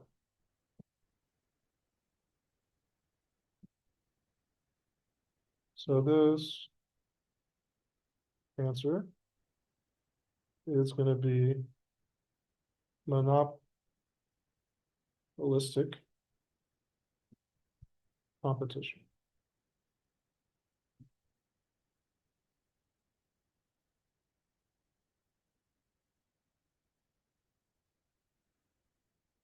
Okay, we got one more to practice, and then a game theory one. And then, go ahead and. I thought about doing an extra or some lecture today, but I don't think, I'm glad I didn't do that, because we're barely gonna get through this.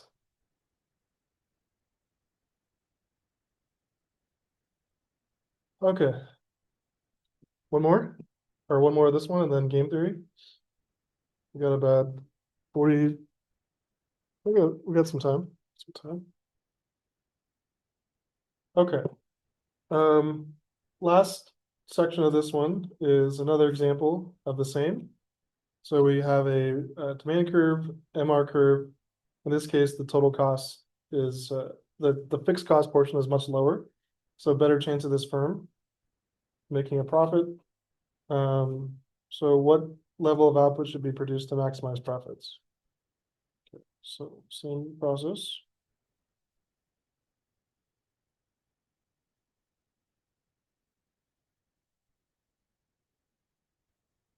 Okay, MR is 101 minus 2Q. And marginal cost is,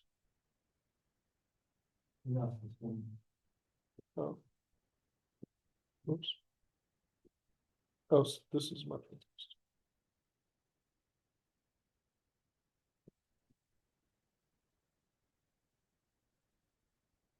Sorry. Marginal revenue is 101 minus 2Q, and marginal cost is 1 plus 2Q.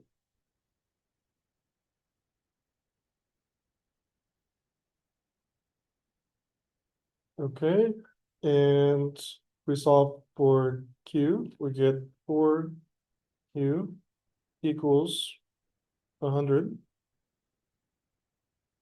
Or Q equals 25.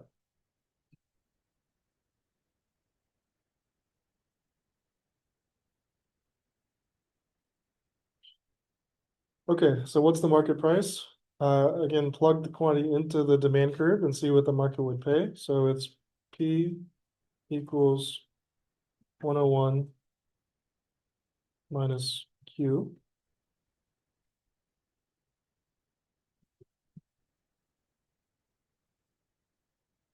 Or the price is 101 minus 25. And that's equal to 101 minus 25 is 76. Right? 76.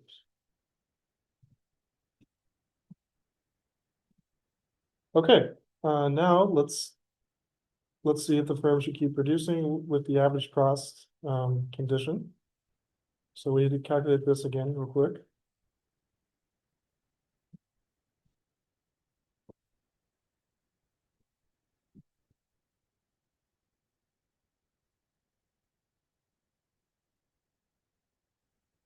Okay, so total cost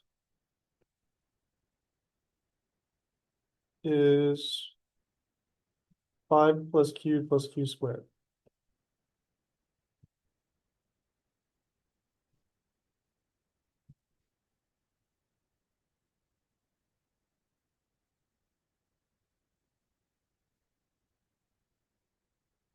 Or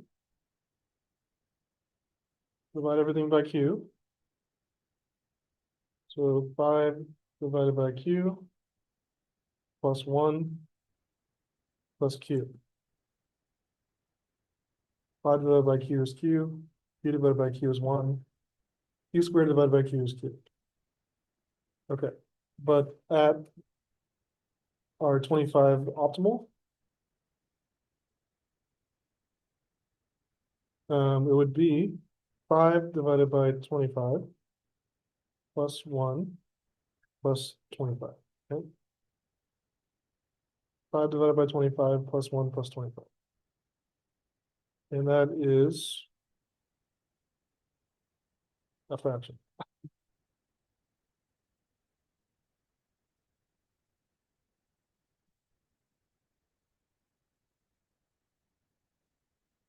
It's 26.2.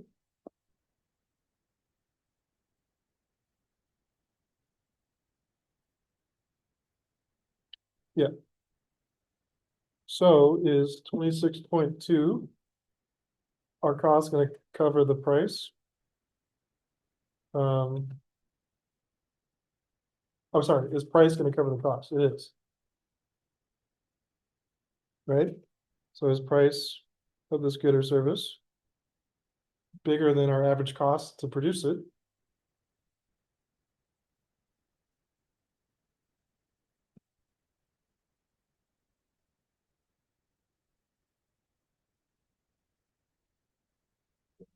Yes.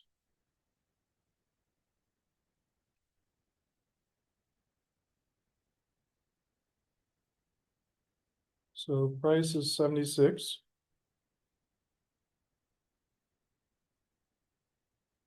That's bigger than our average cost of 26.2. Okay, so we're covering our costs.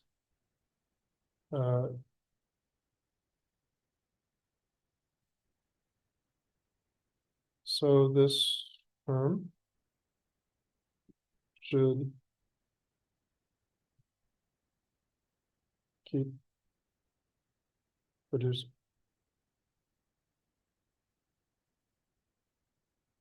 Okay, 2 more parts. Profit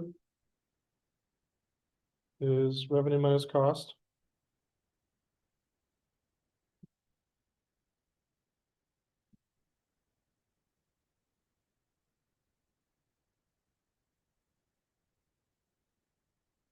Revenue is the price of the good times how much output we sell. And total cost is given with this function, 5 plus Q squared.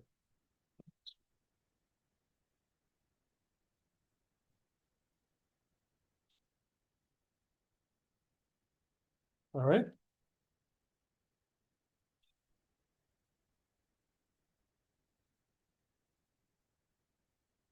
Price is 76. Our optimal quantity is 25, and then minus 5 minus 25 minus 25 squared. Right? 76 times 25 minus 5 minus 25 minus 25 squared. Okay.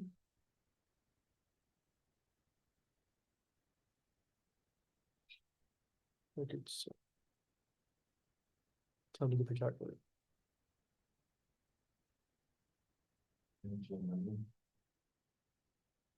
There's 76.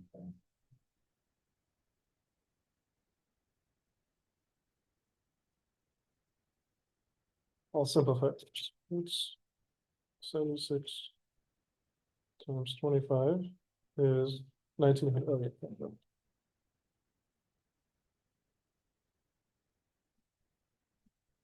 So 1900 minus 5 minus 25 minus 625.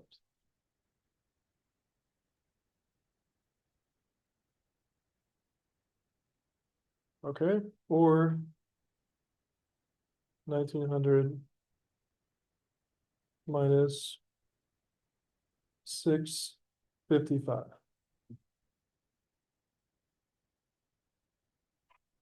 Right.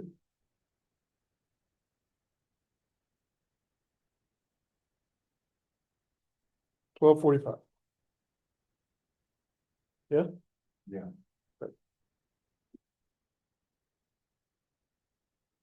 Okay, so there's our profit, which we knew the firm was gonna make a profit because the price is pretty high, whatever this is, and it's covering the cost. And this is a firm which picks up trash and recycling. No other businesses offer this service in the city. What type of market is the firm operating in? Monopoly.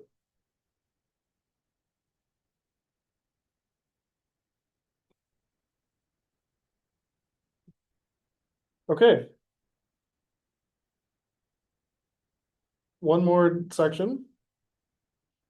Again, I'll post this for your reference, but really the only thing we added this time was the average cost piece. And you could take a loss depending on your fixed cost. But any questions at this time on those ones, or just need to work through? Okay, oops, that took a while.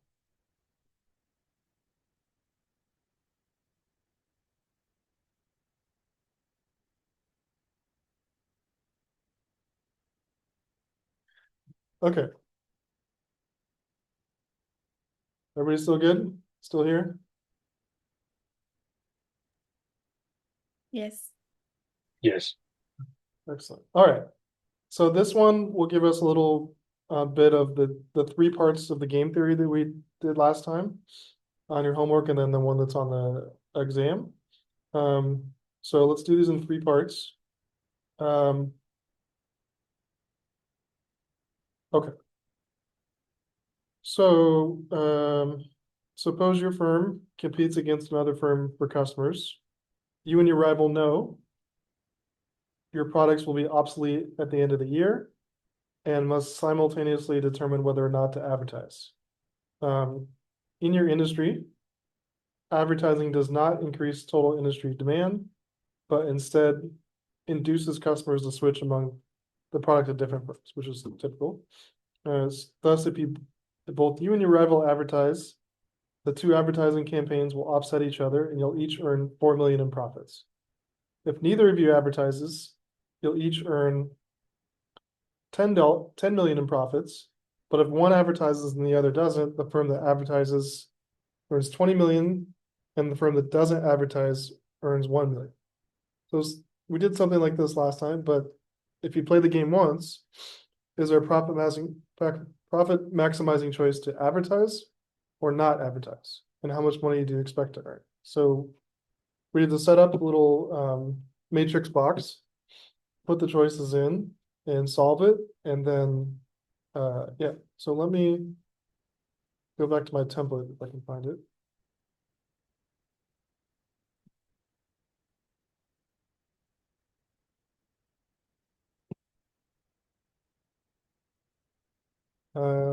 So in last week, lecture slides. Yeah, I also posted my templates from last time. You probably saw those for reference, but let's use those again. Download.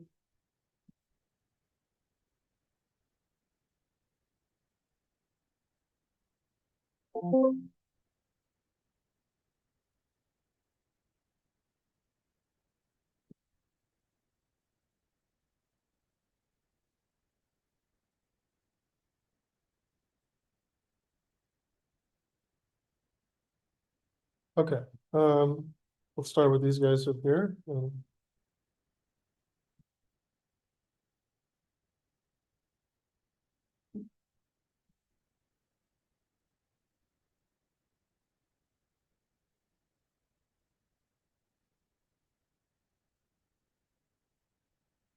Okay, so we're doing the game with our company and our rival, so let's call this the rival.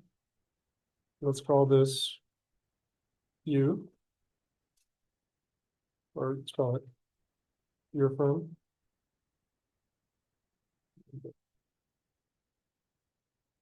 Rival firm.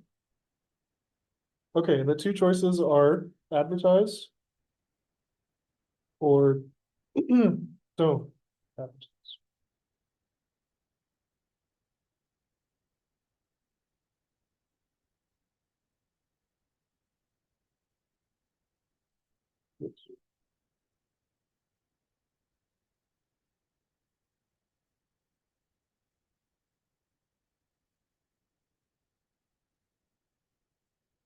Okay, and the payouts were if you both advertise, you both get 4 million.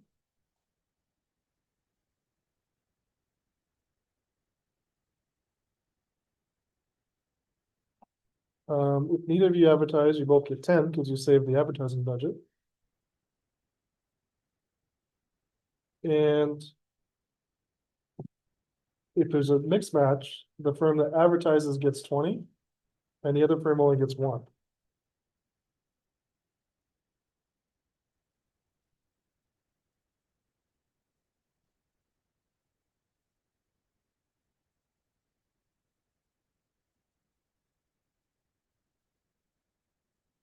Okay, so remember how to do these. Let's look at our response to our competitor.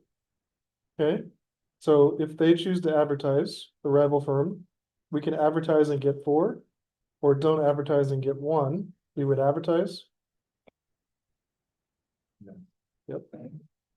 And if they don't advertise, we could advertise and get 20, or don't advertise and get 10. Looks like we would advertise no matter what. But let's make sure that that's the same for the rival, which it should be. If they advertise, they can advertise and get 4, or don't advertise and get 1. They would advertise.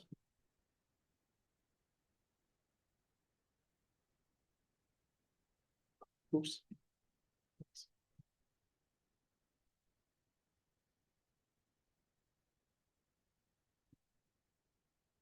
Oh, yeah. And if they don't advertise, or if we don't advertise, they could advertise and get 20, or don't advertise and get 10. They would advertise. So it looks like no matter what, without any collusion, both us and our rival are gonna advertise, even though, if there was some collusion possible, we would collaborate and don't advertise. But because we don't have that option, and because that's illegal, this would be the outcome. Okay, and essentially, trying to think of how you can, what's easiest to put this in the answer. Or if I can just copy. Let's see.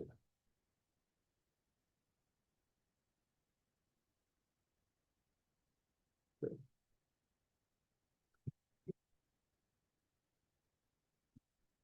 Oh boy.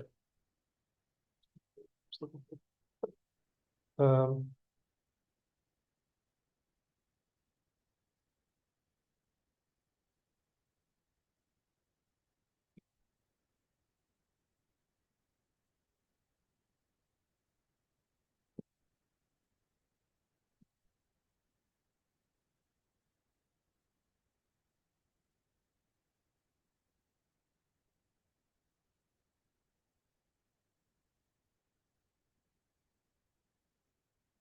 maybe I can just paste this as.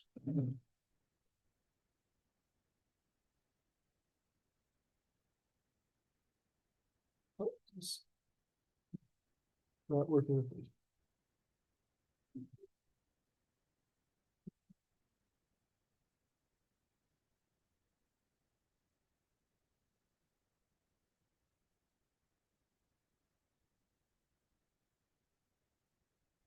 There we go. That's what I wanted to do.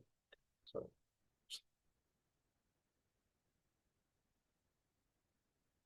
Okay, so for this one, when you, or for these ones, when you produce the matrix, you can just do it in whatever way is best. You can do it on graphing paper and drop in a photo. What'd you do in your homework? I guess I haven't looked at it. That's Take a screenshot. that's okay. That works. Great. We can just call this. Yeah, that works. Okay, so in this one, I guess just to state the answer, our profit maximizing choice is to advertise. And we expect to earn $4 million.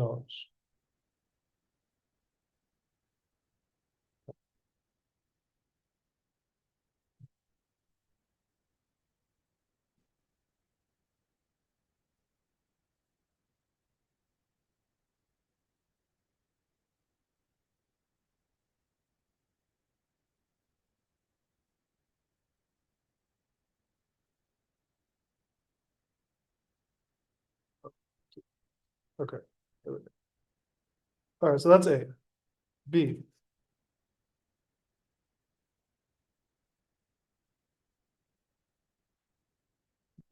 Okay, so two cigarette manufacturers repeatedly play the following simultaneous move billboard advertising game.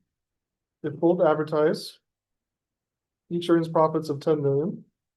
Sorry, 0 million. If neither advertises, each earns profits of 10 million. If one advertises and the other does not, the firm that advertises earns 20 and the other firm, is what we just did? No, it's a little bit different. The other firm loses 1 million. Okay, that's a -1.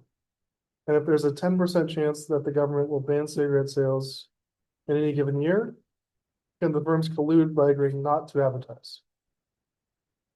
Question. So it's the same thing, except we have to factor in the probability of the game ending. And you know, we'll do the exercise, but the chances of playing this, the likely number of times is 10 because of the 10% chance. So let's set this up and then there. Okay, so this is the same. Two cigarette manufacturers. All right, let's call this cigarette firm 1. Or I guess this one's second. We'll call this cigarette firm 2. And we'll call this cigarette firm 1. Okay.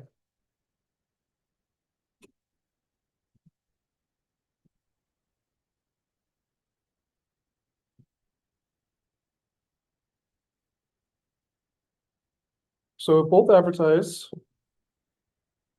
we get 0. Basically, we wasted our money in advertising.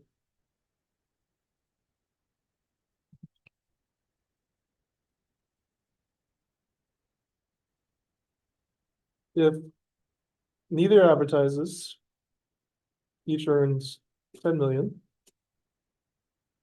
Oh, already right.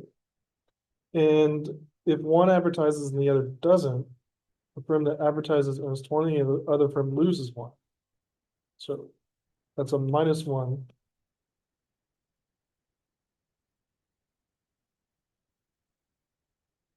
That's okay. The rest of it's the same. All right. So basically there's, you know, if we did the whole exercise, we would get like, if they advertise, our best choice is to advertise. If they don't advertise, our best choice is to advertise. And the same for them. If we advertise, their best choice is to advertise. And we're just both washing away our budgets. And again, if we don't advertise, their best is to advertise. So without any collusion, these firms are just gonna try to advertise each other to success and lose all their money. But the question is, so this would be the Nash equilibrium, 0, 0. Right? Unfortunately for these cigarette manufacturers. But if there's a 10% chance that the government will ban cigarette sales, can we collude by agreeing not to advertise? So basically, if you identify if there was, if collusion was allowed, clearly, like, if they could both agree on this and not advertise, they can just both get the 10, because if there's only two firms advertising or two firms selling cigarettes, they gotta buy from one of them. If they're both selling the same price, then what's the point of advertising? So let's call this outcome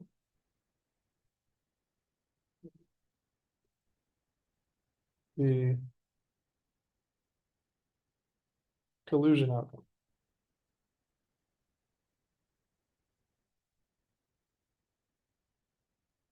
Now, what we have to figure out is, if they would keep this based on the number of times the game is played. So let me put this in the.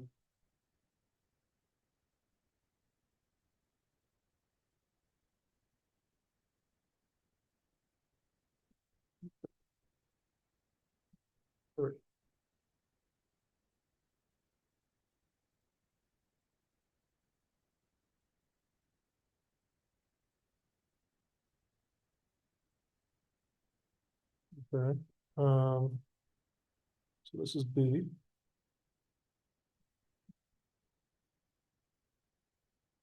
I'm gonna put this in there and then we'll go from there.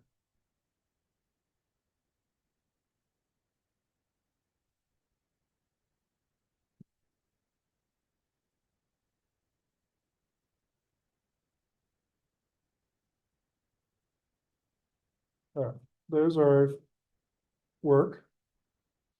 So let's do, we need to do, remember I called the percent chance that the game will end was theta. I think I called that last time, so I don't really have that symbol.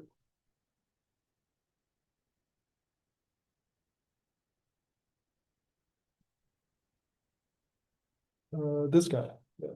So this guy, let's call this percent or chance that the game will end, right? In this case, it is 10% or 0.10.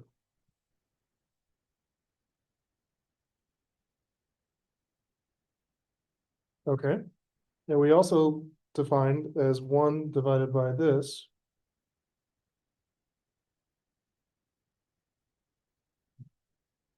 can be defined as the likely number of times this game is played.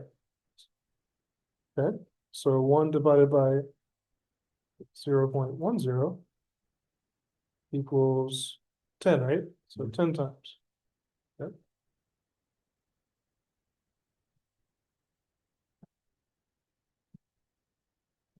Okay, so basically there's a non-collusion or cheating outcome and a cheating outcome.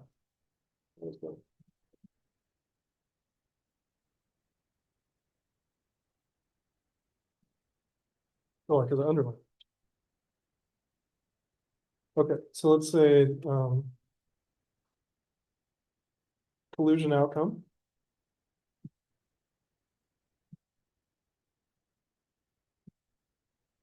equals.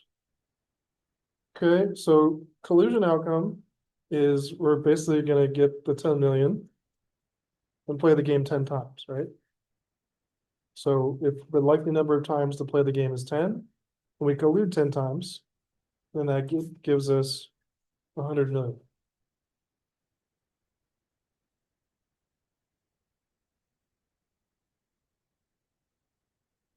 Okay, and basically the other one would be like cheat, or in this case, don't collude.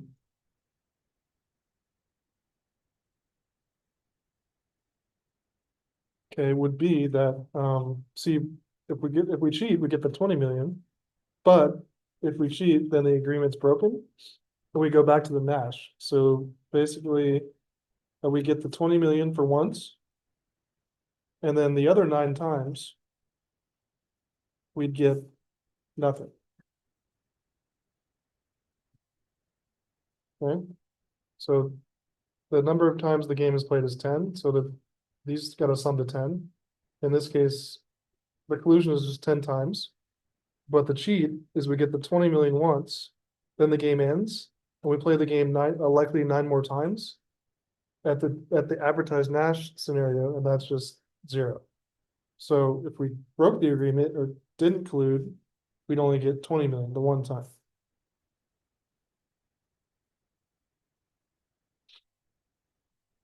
Okay. So if there's a 10% chance the government will ban cigarettes sales in any given year, can the firms collude by agreeing not to advertise? So given what we worked out, can they collude? We should. Yeah, they should, right? Because collusion would give them 100 million, and not colluding would only give them 20. So, basically this is.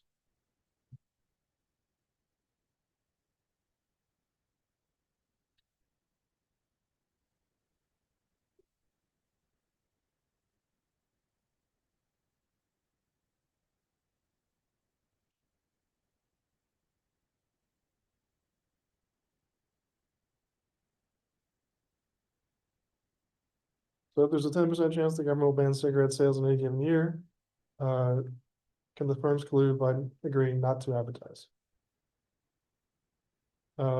Yes, because the they get 100 million compared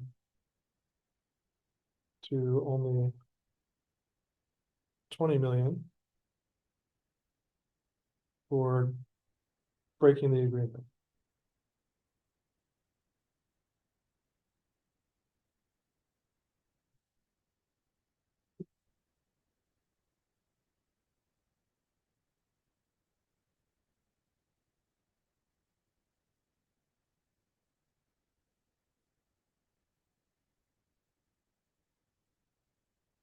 Okay.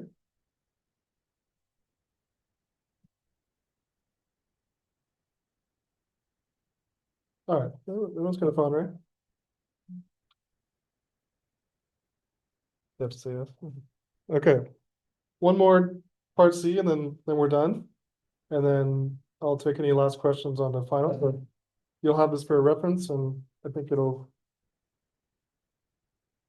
give you a good reference point. So the last one will be like do the sequential game.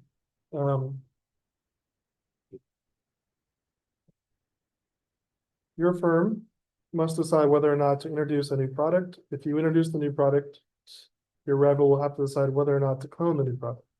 If you don't introduce the new product, you and your rival will earn 1 million each. If you introduce the new product and your rival clones it, you lose 5 million and your rival will earn 20.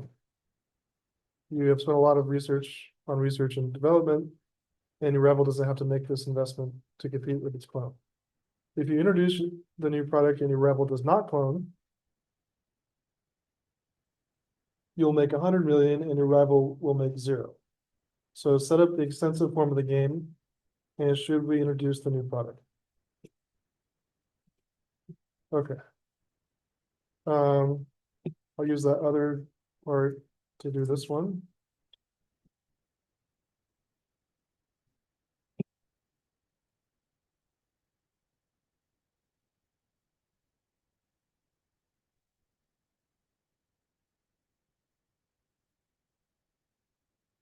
Okay, so this will be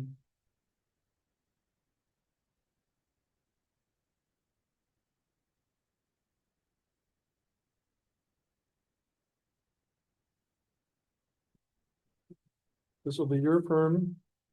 And this will be the rival firm.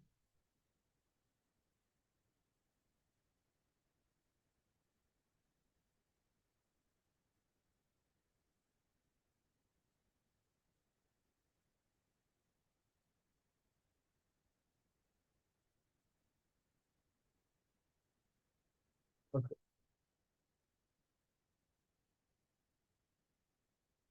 So what we're gonna do, we can either introduce the new product or don't introduce the new product. So either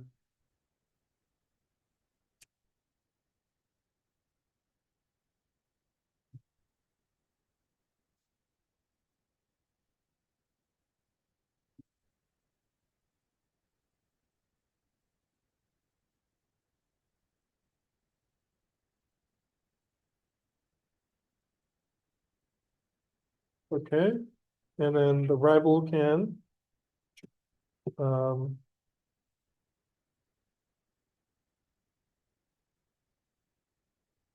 the rival can clone it or not clone it, right?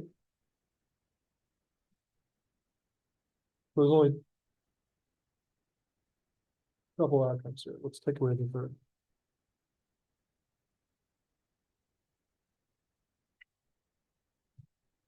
They can clone it, or they can don't clone it.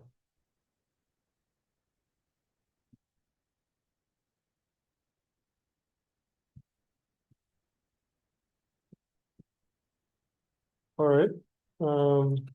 Now the outcomes are if you don't introduce the new product, if you don't introduce the new product, you and your rival will earn 1 million each. So this is a 1-on-1.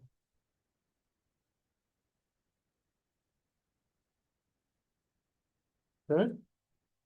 If you introduce the new product and your rival clones it, you lose 5, and your rival earns 20. Okay. So that's a -5, and that's a 20.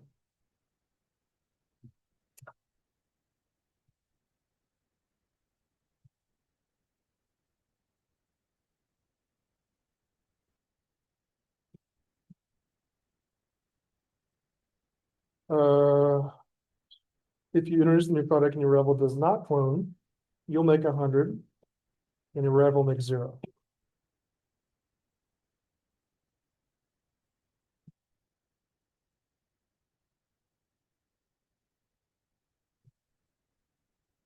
I think I got that right. So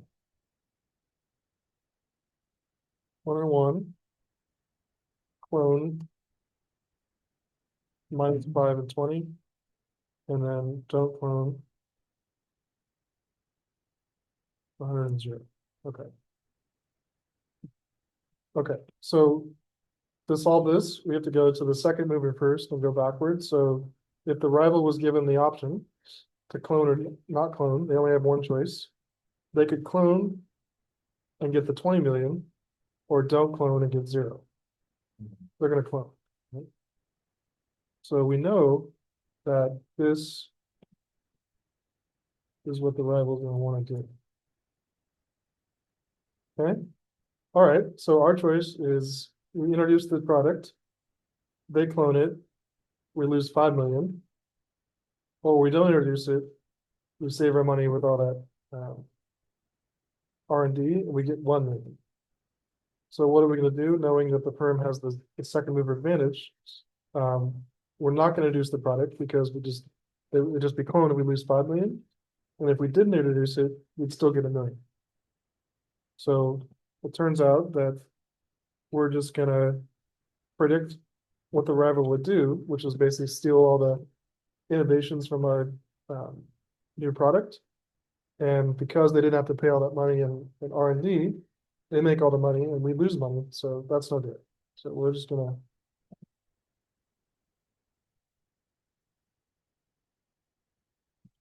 Okay, so we're going to not introduce the product, and then this will be the outcome.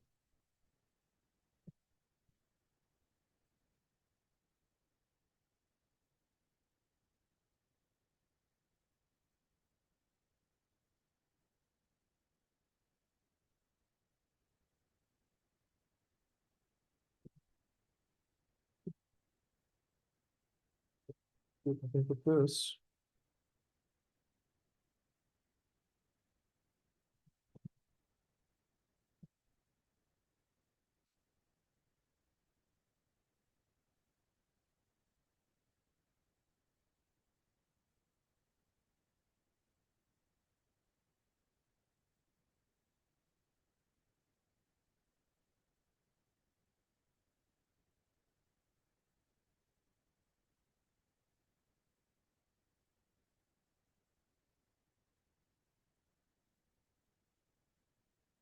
There we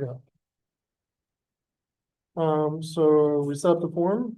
Should you introduce the new project? No. So introduce. Product.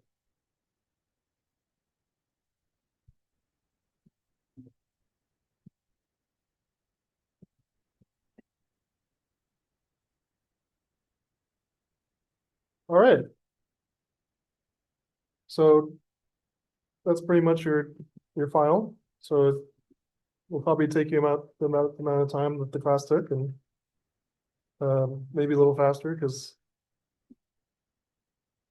you don't have to. Yeah. All right. Questions on any of these?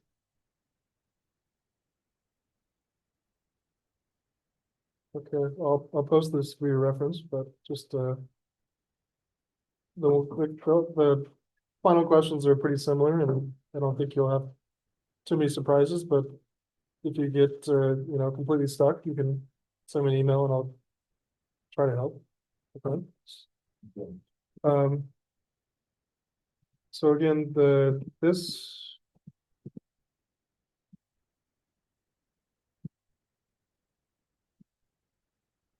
the final.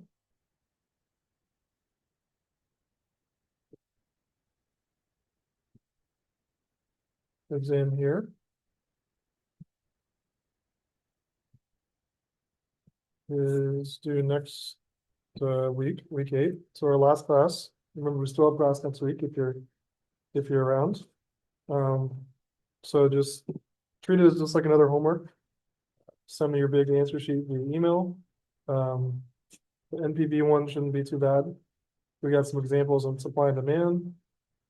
We did some examples on elasticity, different market structures, and a game theory one. That's it. Feel good? All right.